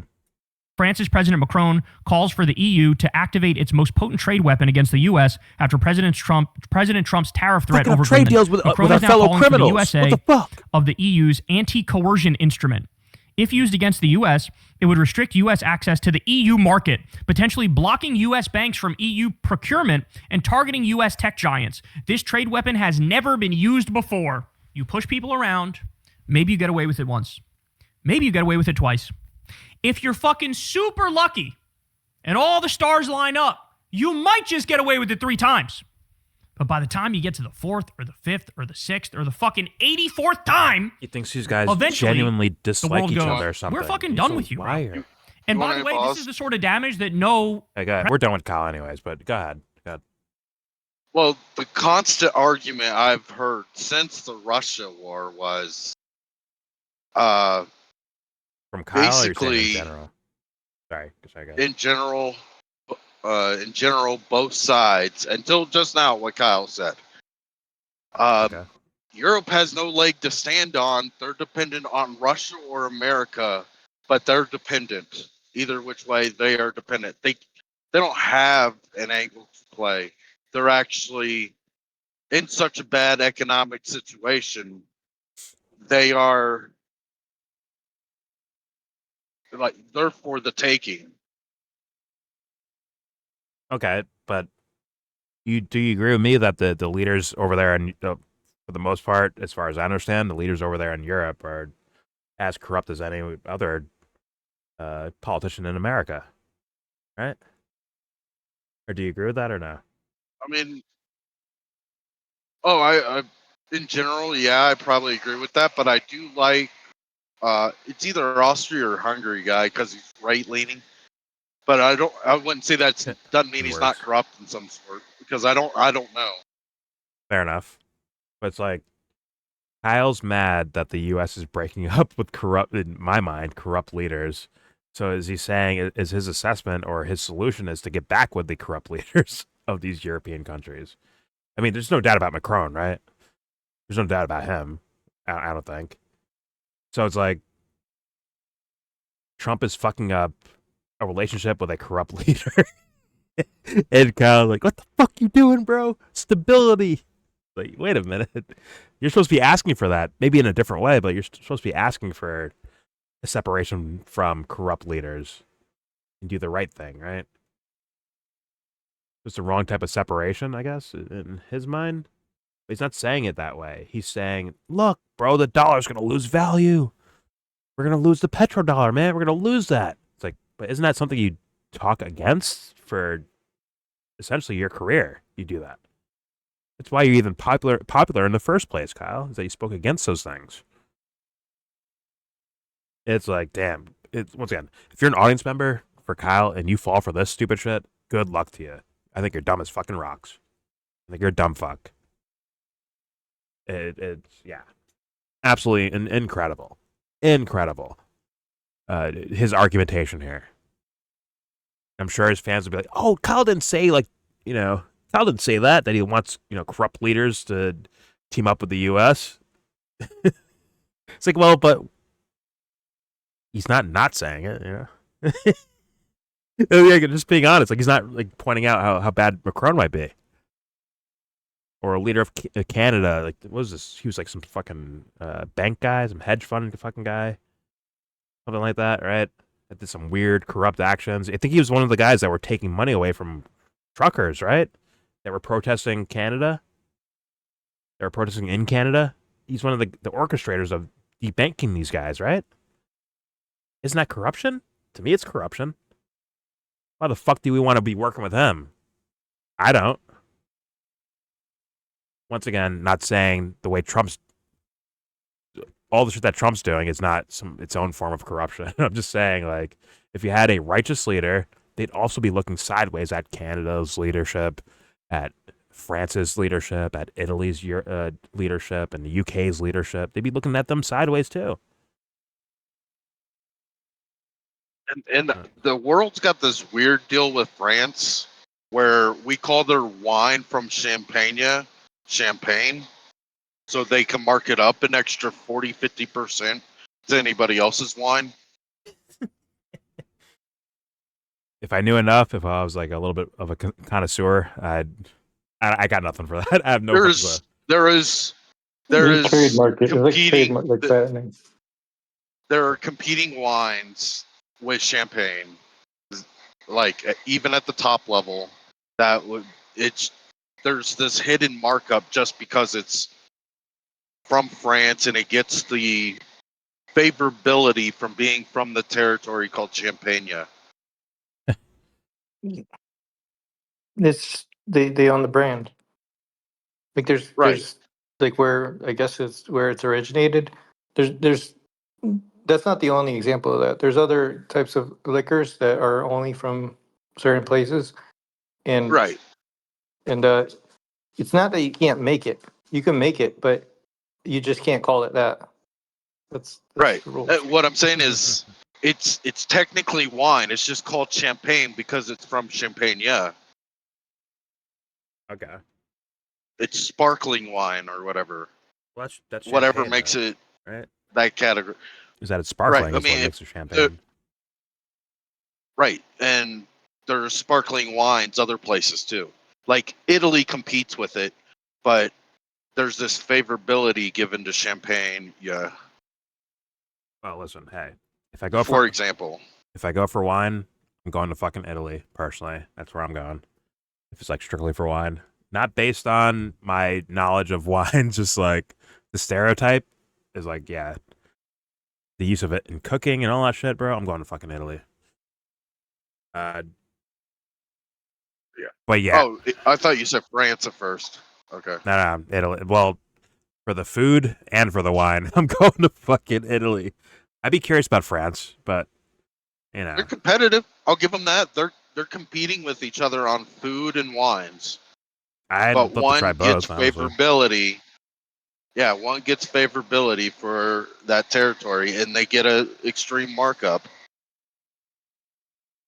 Give me a 78-year-old Italian woman making pasta on a Sunday, bro. I'm killing that dish. I'm killing it. I already know it. But yeah. Also, Macron definitely, like, you know, tried to stop our world leader Candace Owens from reporting on a story about his wife's dick. So, right. There's that corruption. And it costs an extra 30,000 people's lives a month. That's right. For at least, 8 months now? Where are we at? 8 months ago this started? Maybe longer? Candace, you're such a fucking scoundrel, bro. You could have ended war. You didn't do it. How dare you? But what's 8 times 30? That's 150,000 people. That'd be 240. That's 150,000 people. It'd be 240, 8 times right? 3? Yeah, 240,000. My bad. Yeah, but like Candace is, she's our leader. Okay, shut up. Hey, free speech. Shut more up. important. Nope, shut up. She's our leader. Free speech more important. She owns our foreign policy. She's our leader. All right, I'll let Kyle say the last I'm words. backing her with my free speech. Fair enough. I'll let Kyle that say his only last costs words. 3 Ukrainians. I'll let Kyle say his last words, then we're done with this. But here we go. I'm sure it's going to be stupid words, but here we go. President can fix. Even if we get a based-ass lefty Democratic president for our next president, they can come in there, they could apologize to the world, they could try to get everything back on track, they can try to rebuild these alliances. He is saying You know it. what the world's going to say? He's saying it. We saw what happened with Trump. We saw Trump and like 40% of the fucking country are Republicans. How do we know that in 4 years or 8 years or longer than that, there's not eventually going to be a Republican president that gets back in there and spits in our eye immediately again? They're never going to trust the U.S. ever again, ever. And they're not fucking wrong. We have a cancerous problem, which is a fascist Kool-Aid drinking death cult. MAGA has utterly destroyed the credibility of at least 40% of this country. And so they're never going to trust us. This guy is an imperialist wolf in sheep's clothing. When that's the result. How do you do it? You can't. There's no way to rebuild it. There's no way to rebuild it. So the demise of our country is here. And as I said, we are cooked beyond imagination. I think on some level everybody knows it, but I just spelled it out for you in super clear terms. This is what Trump and MAGA and He's losing his mind. brought us. And guess what? There is no recovery from it. Once it's over, it's fucking over, and we're all going to deal with the consequences. We're all going to deal with the fallout. We're all going to deal with the debt crisis. We're all going to deal with the new fucking Great Depression, and they'll be in their fucking billionaire bunkers. You'll be fine, Kyle. With all their fucking wealth. And at that time, I think you'll be fine. People will be saying, make guillotines great again. That's where we'll be. Hey, y'all, do me a favor. Okay. So he said it out loud now, right? He has officially said what I was like hoping he wasn't gonna, what he wasn't like making a point of, but he's actually like. But he's so predictable. He's actually making that point of we need some sort of based lefty president to bring things back into order the way they used to be. Right? It's like, wait a minute, but wasn't that corruption? Didn't you spend once again? You spent years talking about how corrupt these things are. And now you're saying we need to go back to that. Once again, I understand complaining about Trump, but like your solution is to let's go back to typical, normalized, corrupt politics where no one's complaining about it. No one's looking at it. No one's fucking... It's just like hidden from people, from the average American. Yeah, he wants inverted totalitarianism. That's incredible. He wants. It's incredible he said that. But fuck. Kyle's a fucking loser. He's showing it right now. He's fucking Alex Jones on the left.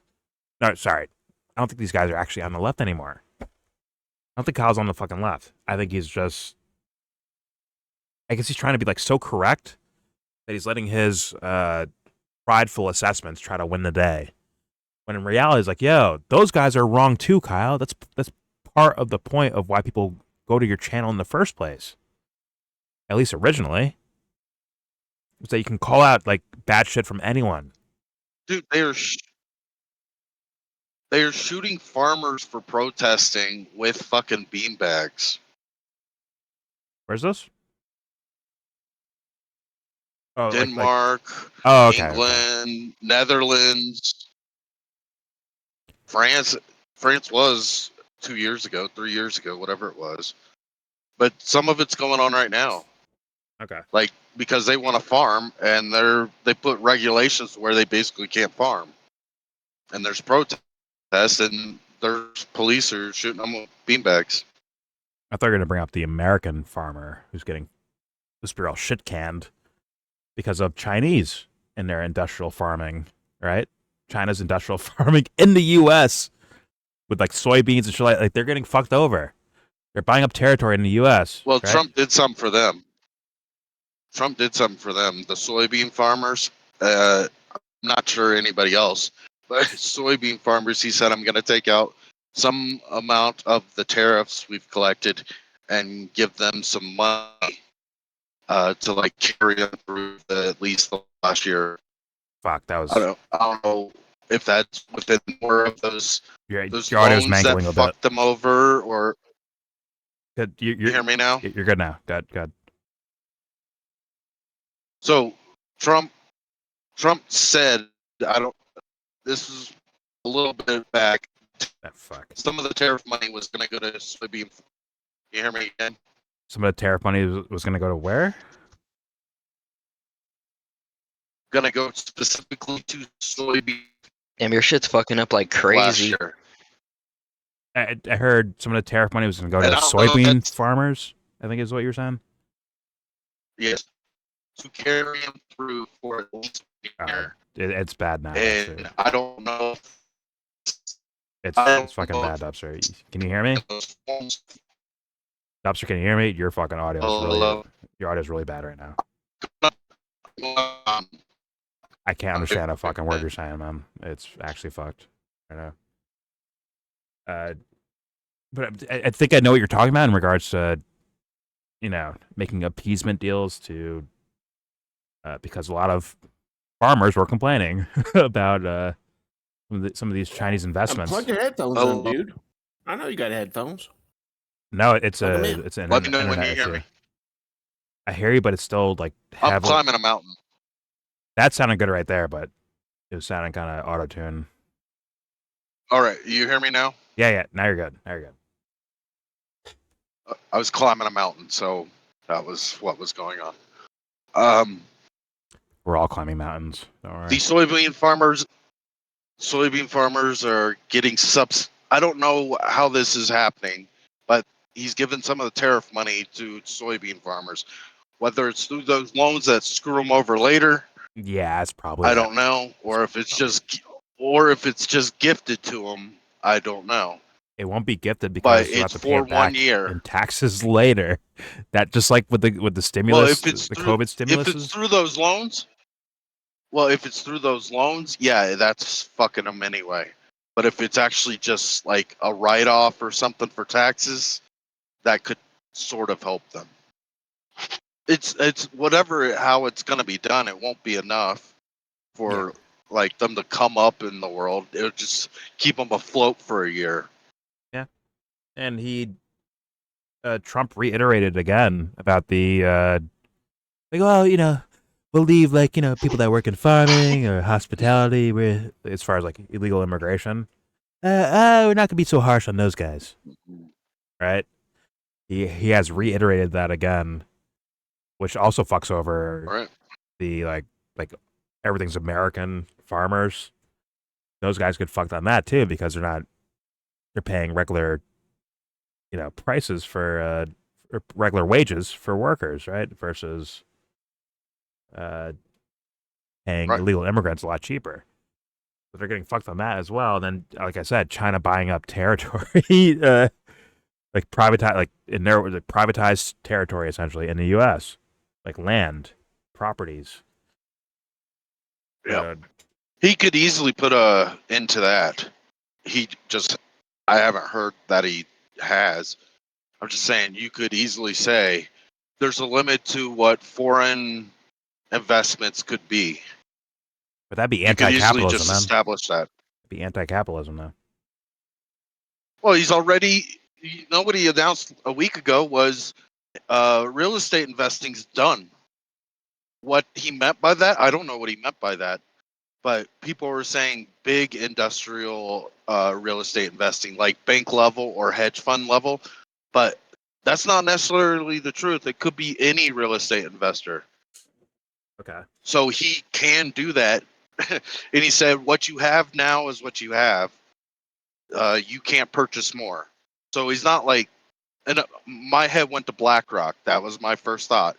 So you're not going to put them out of business, but you're going to stop them from expanding.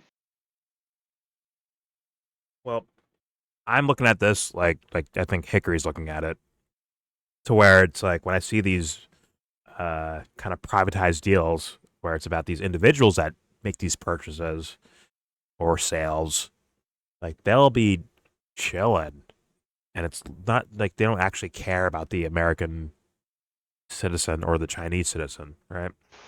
It's more so about their own personal deals they're getting going.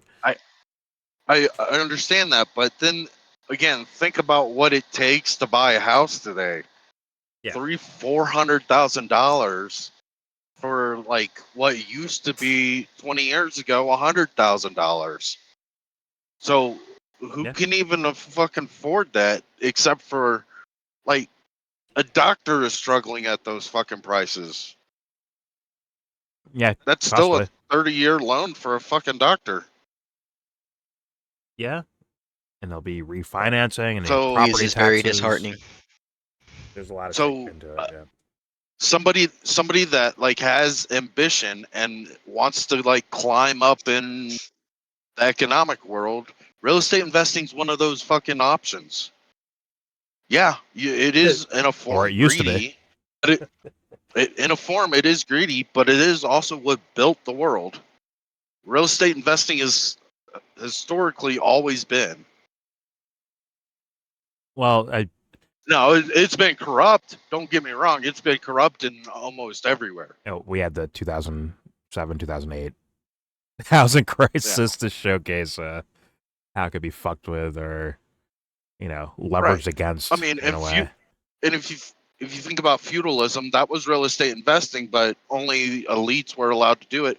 Everybody else was a slave. Yeah, and for me, it's the same. Like when Kyle brings up that Canada's trying to make deals with China, right?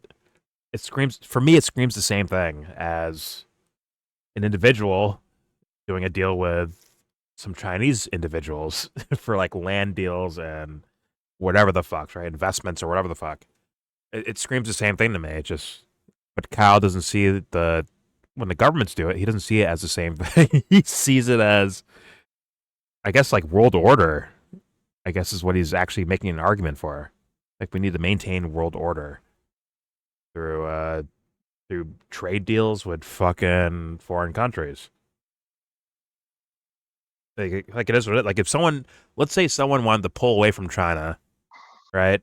In regards to, them buying our debt or any economic thing or whatever the fuck, right? Or they ban them from the country somehow. I mean, if they did it for quote unquote the right reasons, right? The moral reasons of why they don't want to work with China, the same result could happen, right? But will Kyle complain about that? I wonder now. Would he be like, "Yo, you're fucking up the world order, bro. We need China. We need to work with our, adversaries to maintain economic fucking, trade deals and fucking order of the world economic thing, right?" Would he be making that argument, or would he be like, "Oh, well, okay, you're doing it for the right reasons, and I also don't want to be working with corrupt people at all, so thus this makes sense"? Would he be doing that? Because he's getting results that I think a well-meaning person would also get. Well, I'm sorry, he's not getting the results. I think he's getting an illusion of the results in regards to the U.S.'s deals with all these other countries. But I think if someone like meant well and they're actually doing it because they don't want to work with corrupt people in Europe or Canada or China or Russia or whatever the fuck, I have to wonder, like, what would I think the results would be like genuinely like as bad as what he said, as bad as what he's complaining about right now in regards to Trump. In which case, it begs the question, like, well, what are you looking for, Kyle? What is your point? Because going back to the same old world order is not some healthy thing to me, and I don't think your fan base either. I don't think your character either. By the way, the guy you play on TV on YouTube for years and years, I think they'd be against it as well. So like, what is your fucking point? It cannot be to go back to, world hegemony of the U.S. both financially and militarily. Right. That can't be your answer, according to your fucking character that you play on TV. Right. It's basically, are you fighting for the WHO, the World Health, or not WHO, World Economic Forum, WEF? The thing that they just... Are you fighting for that, or are you fighting for an individual nation's economics? Which do you care about? That would be the question I'd be asking Kyle. Well, all these dudes met up at the WEF just recently, right? In Davos and all that shit. Trump just did a speech. Exactly. Yeah, that was what Davos was, WEF. And he was signed as a fucking keynote speaker. Yeah. It's like, it looks like things are right in order for you, Kyle, that you're asking for.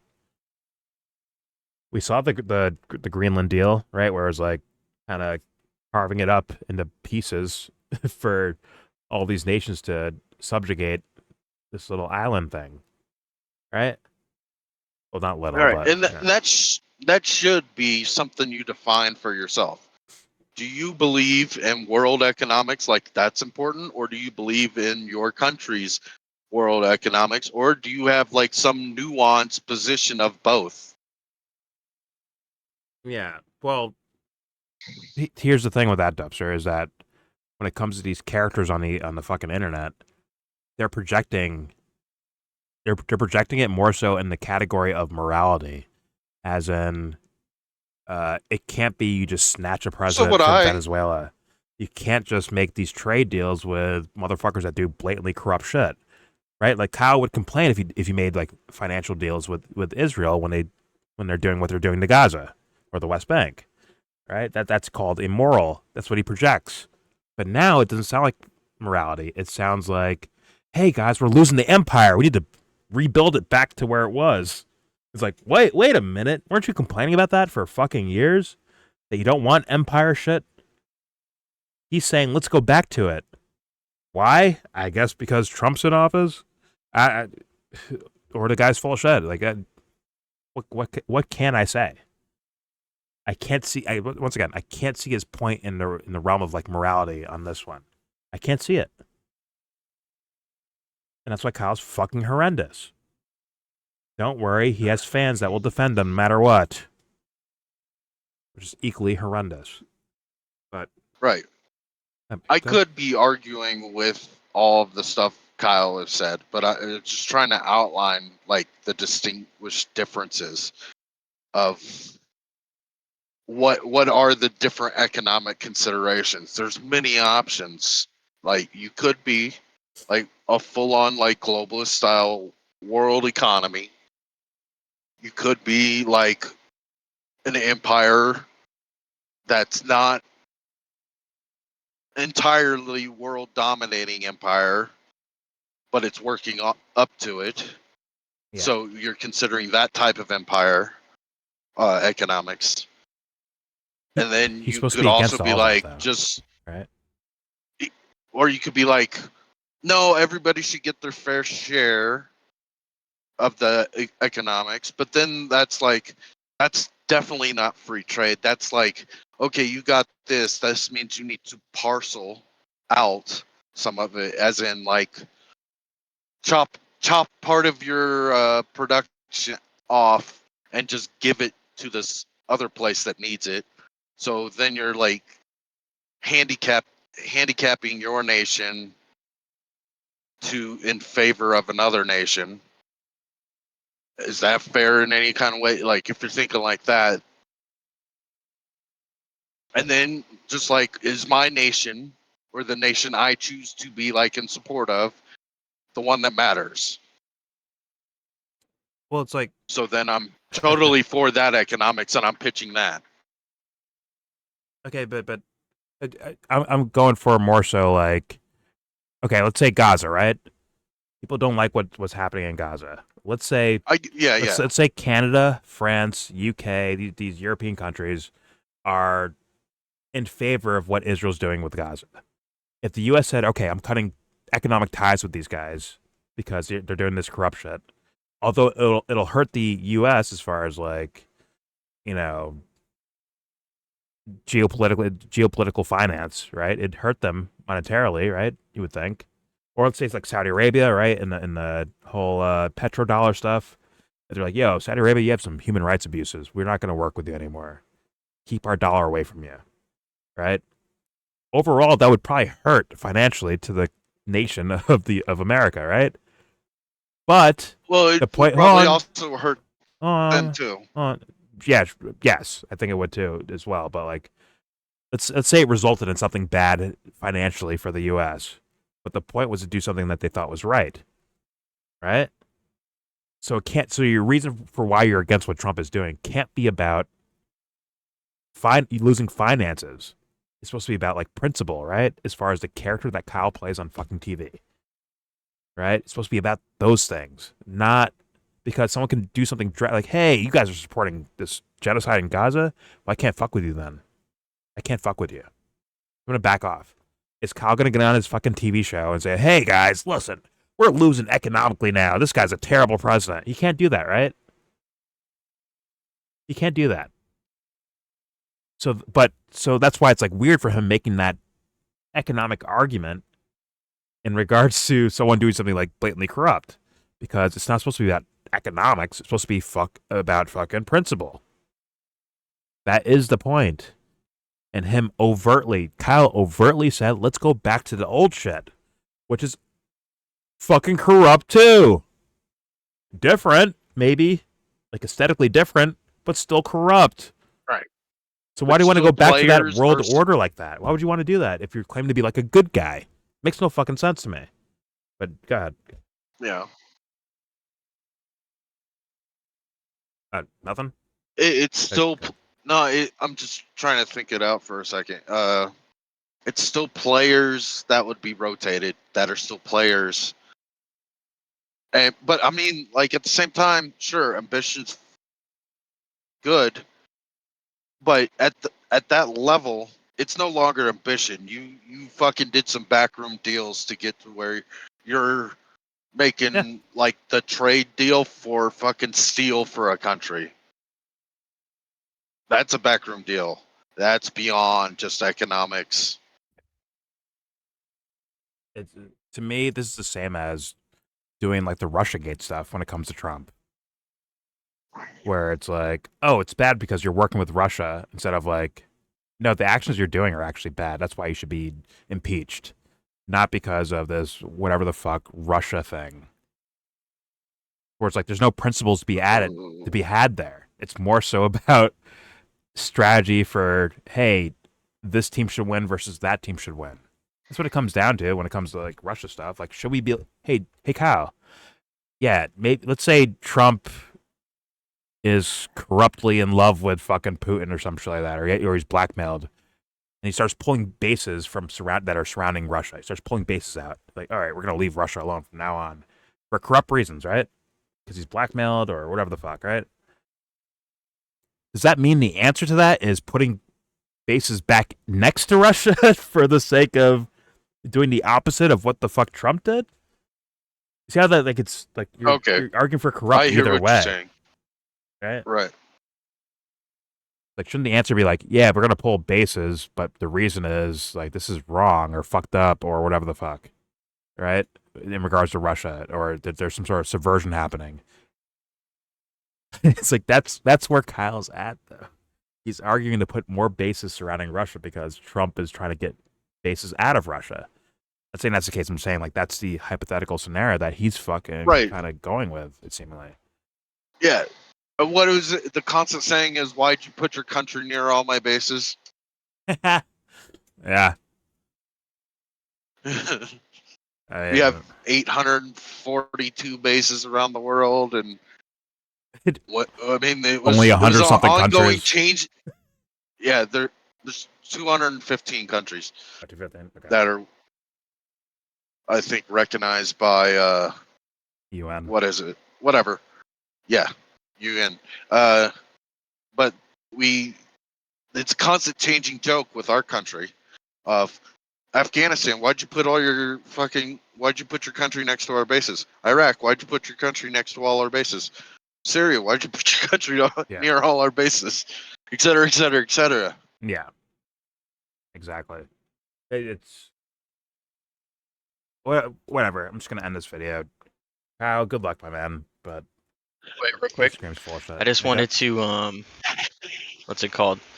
Like elaborate further on like the whole like concept of maybe give a little bit of insight on the whole concept of like, you know, why housing has gone so expensive just for one thing. Because like it's not just the fact that like you have like these huge like hedge fund or like huge like corporations like BlackRock buying up all the houses. It's also because like over the course of the last like 30 years, right? Well, first off, America was always like a manufacturing, like capitalist economy, but over the last like 30 years or so, like the top dogs like in America realized that they can make more money via transitioning America from a manufacturing economy over to a financialized economy. Okay. Oh, they call it service economy. Yeah, so like there's a lot more like investing in like stocks and stuff like that, whereas like formerly, like say someone like might like start like a restaurant like back in like the 90s, right? Maybe they'll spend like $100,000 to start up their restaurant, right? Yeah. Now said person that would make that restaurant back in the 90s, nowadays they're investing that 100,000 in the stock market, which doesn't give anybody jobs, doesn't feed anybody, doesn't contribute to the economy. Actually, it's all like virtual. It's all bullshit. Oh, I agree. And they But suck they like increase their real. portfolio. They increase their portfolio 8% per year. With money doing Yeah. dances and backflips on the fucking stock market. Lovely. Yeah, and they suck like real resources, like real like significant resources, like for example housing. It's like this fake virtual financialized economy. It's pretty fucked up. I mean, you had loans to There's that. lots of things that did that. There's lots of things that did that to us. I mean, add loans to it, right? To where now they're paying the bank back for a loan they took out. It's also dancing on the fucking stock market, right? When you put money in your bank account, guess what? It's being fucking scrambled around on the fucking stock market. It is. So, like, it's like no matter what you do, if you pay straight up or you take a loan out and pay interest on that fucking loan, it's your money's still being fucked with. It's not like, hey, Chase, here's $10,000. That $10,000 is not just sitting there in a fucking vault somewhere. It's actually being fucking spun around in a fucking, fucking loot fucking box machine. Right up. So even the most fucked up things that they let happen, there's no legality to it. They never made so therefore you can do it. But a bank can do what's called like black book for the real estate they own that is like foreclosed on. Yeah. Instead of telling the public that we got 3,000 houses that have been foreclosed on, they can say we got 50 houses, but there's really 3,000 houses that have been fucking foreclosed on. So because it messes with their books, which messes with the country's entire economy. And this also affects world level shit too. But them doing that, they can hold those 2,950 houses back and they can let them deteriorate, or they can say, you know what? We'll rent it out and make some money in the meantime. We just become the real estate owned person on this, and it's so they can have internal real estate investors, as in just managers, because the bank is the real estate investor at this point, because they own the property again. Yeah. And they didn't have to tell the books, like the books for like the country's debt level kind of books. They were allowed to hide that shit. Then they get to turn around and rent those houses out and pull in the rent money for as long as they want to rent it. Yep. Oh yeah. And it's a stupid level of fucking our economy that they were ever allowed to do that. And the only reason is, I mean, they're the fucking Destroyed writers so of much. the laws. They're the writers of the laws of fucking banking. it's what's the idea that like a lot of people pay like almost 3 times what their house is actually worth just from paying interest over years, like just trying to keep 30 the years property and shit. Oh my right. god. In the way of fractional reserve banking, the second they've sold it, they've already made that money back by the way it works, the printing of money. Yeah. So then when you start paying back and you get to the total of what you purchased it for, that's them making the money back a second time. Plus all the interest accrues to more than almost double to what you paid for the house. So that's a third time they're getting paid back. And then they can sell that loan too. It's called assignment to another bank or another investor. And they can get out of the deal at 80 cents on the dollar or 50 cents on the dollar or 120 cents on the dollar. They can make more than the original contract. Yeah. They can make less, but they're still a third time making the same money off of the thing. Also, not to mention that the government doesn't make banks pay interest. Like think about like the bailout of 08. Oh my right? god. None of those banks had to pay any of that shit back. $16 Yeah, they don't trillion have to the interest banks. in any sense. And the interest they pay is from the work you do. Dude, the people who They're got not fined. they're paper pushers. They don't physically build anything. The They're not putting hardcore energy into things like the average person. the guys who got fined for malfeasance used the bailout money to pay their fines off, meaning like pay it back to the government. They committed a crime against society, against Americans, right? In this case, and they were forced to pay like fines for them. What they do? They got a bailout and used the bailout money, like they used taxpayer money to pay the taxpayers back, which feeds. They got bonuses too. Gave themselves bonuses. Exactly. I heard like $10 million, $30 million bonuses. It was crazy. Yeah, while people got foreclosed, regular people got foreclosed on their houses. Like, imagine like, watch this. This to me is like the mentality to a fucking T. Let's say you take out a loan, right, for a house back in that time period, or any time period really. You take out a loan because like, okay, this is gonna be my first house, right? For me, my wife, my kids. This is gonna be our first house. Take out a loan. The next day, you hit the fucking lottery, right? You hit the big one in the lottery. You're like, oh shit, I'm just gonna pay this all off right now, all paid off. The bank would be like, fuck. They'd be pissed off, like, god damn it. They'd be sad that you made enough money to fucking pay them back. They'd be mad at that. Let me stop you here. There are some loans that say you cannot pay it faster than the agreed upon ending date. Like if you got a 30-year loan, you cannot speed up the payments. There's some loans that are written like that. I forget the term for it, but if your rate is like you pay $1,100 a month, you cannot say, you know what, I'm going to pay $3,000 this month to get interest to go down. So I pay more principal. I can't do that for certain loans. I'm not allowed to. They used to be very common. If you ever signed a It must mortgage, be put out for the 30 years. What fuck? You just have to make sure any loan that you take, you look at it that it doesn't have a prepayment penalty. That's what you have to check for. Why are we doing that to ourselves? Why are we doing that? Some of that paperwork says you can speed up. You can speed up the payments on it. But let's say you got the loan out for $100,000, but you must pay $200,000 for that speed up to just get out of it. What the to fuck, finalize dude? What are we doing?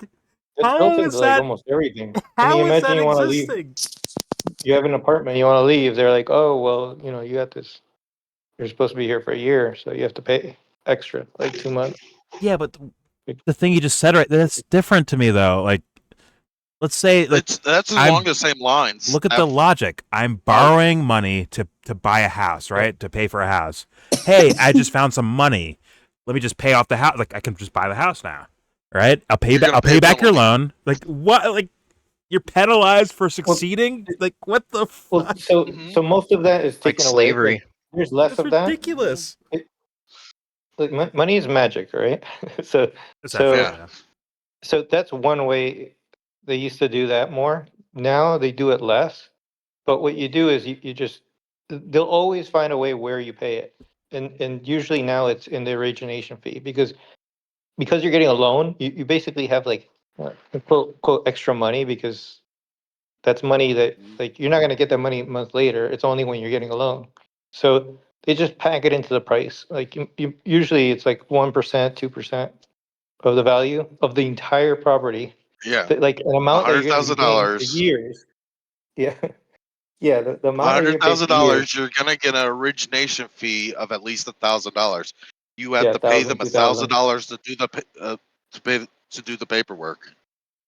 Yeah, just ridiculous. Just to do the paperwork. Yeah, like day one, like as soon as you sign, that's part of it. So it's already built in money. So if you pay it off, like even though you paid off the These house, fools better hope God is not real. They better fucking hope so. That is incredible to me. That's incredible of a thing to do. It's like imagine like once again on a human level borrowing from your friend, right? Like, hey, man, can you loan me like $100 or whatever, right? Let me borrow $100. All right, I'll pay you back in like installments, right? Like here's 1 week it's $10, next week $20 or something like that, right? It's like, can you imagine your friend being like, well, listen, I know you hit the lottery, but you can't pay me back that $100 yet, man, because you actually owe me like $3,000. I'm saying you owe me $3K right now. It's like, what?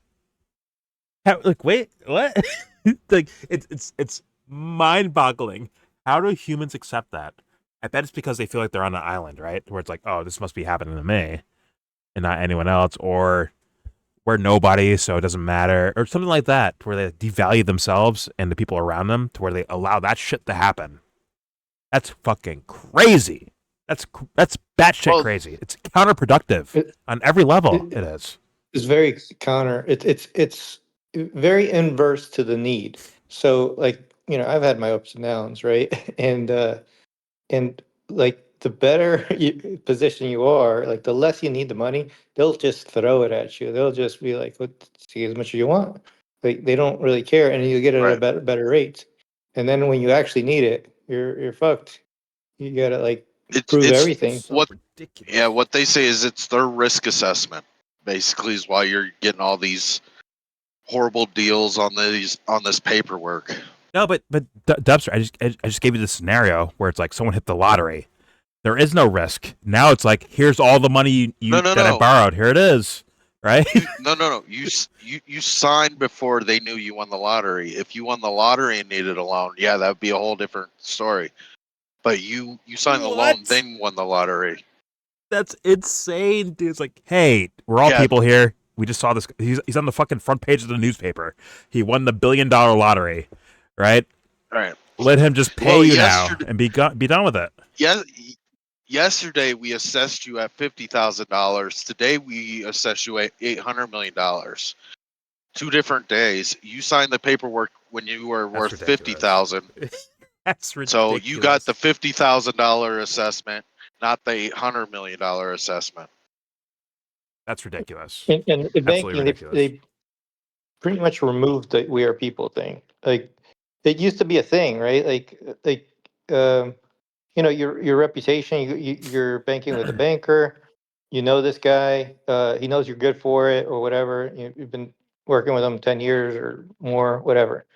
But like now, they actually removed, that discretion from these bankers.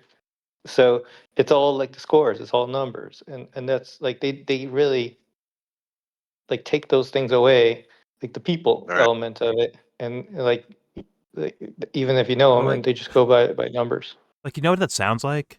Like, imagine like a music artist, right? And they make a deal with a record company, right? Like, all right, for every CD you sell, because you're trash, because this art, they think the artist is actually like not that good. Hey, listen, man, we'll give you 80 cents on the dollar. Every dollar you sell, you get 80 cents out of it, right? But then the guy goes viral, goes super viral, like worldwide viral. Like, that's what it like sounds to me, where it's like, all right, let's change this up. Actually, you're getting like 5 cents on the dollar. And that previous thing is like gone now. Same thing to me. Like, that's kind of like in reverse what you guys are saying, but I'm saying, like, as far as principle wise, that's what it screams, essentially. Right? Well, the only thing I gotta say to that is the music industry ain't got shit on the banking industry. Like it's 10 times, 100 times worse with the banking industry than the music industry. Yet I understand what you're saying about music, but just amplify it for the banking system. Well, let's be real. The music guys are probably, they have to do a lot of banking, right? They're probably doing their own, a new studio, or a new record company or label. They probably took out their own loans in regards to all of that. It just becomes like a tumbling fucking pyramid of things. Right? Yeah, they make the investment in the person, or it used to be more, right? But they invest in them. They do the distribution, and they make contracts so that they keep most of the benefit. Yeah. What a fucking horrendous thing to ourselves, but all right. Either way, let's end this. There's your video. Please subscribe if you feel like. Comment, agree, disagree. Tell me what you think in the comment section. I mean, Kyle was enough comedy, but the shit I just heard is extra comedy to me. In regards to bank loans and fucking housing, we're in a fucking mess, and we can't. In my humble opinion, you can't just let little fuck faces like Kyle sell us dreams like this. It's ridiculous. He's selling dreams. It's make believe, folks. In my humble opinion. But you tell me in the comment section. Don't forget to share, support, hopefully donate to all the links in the description box. Also, please check out the Discord link if you want to join that. We're in that Discord right now, and all opinions are welcome. And obviously, everything I showed you will be linked in that same description box. There's a lot of tabs here, right? Decent amount of tabs. It will all be linked to you, so you can look at it for yourself. And with all that said, most importantly, give this video that dang thumbs down. Do not come. Shut up, Harrison.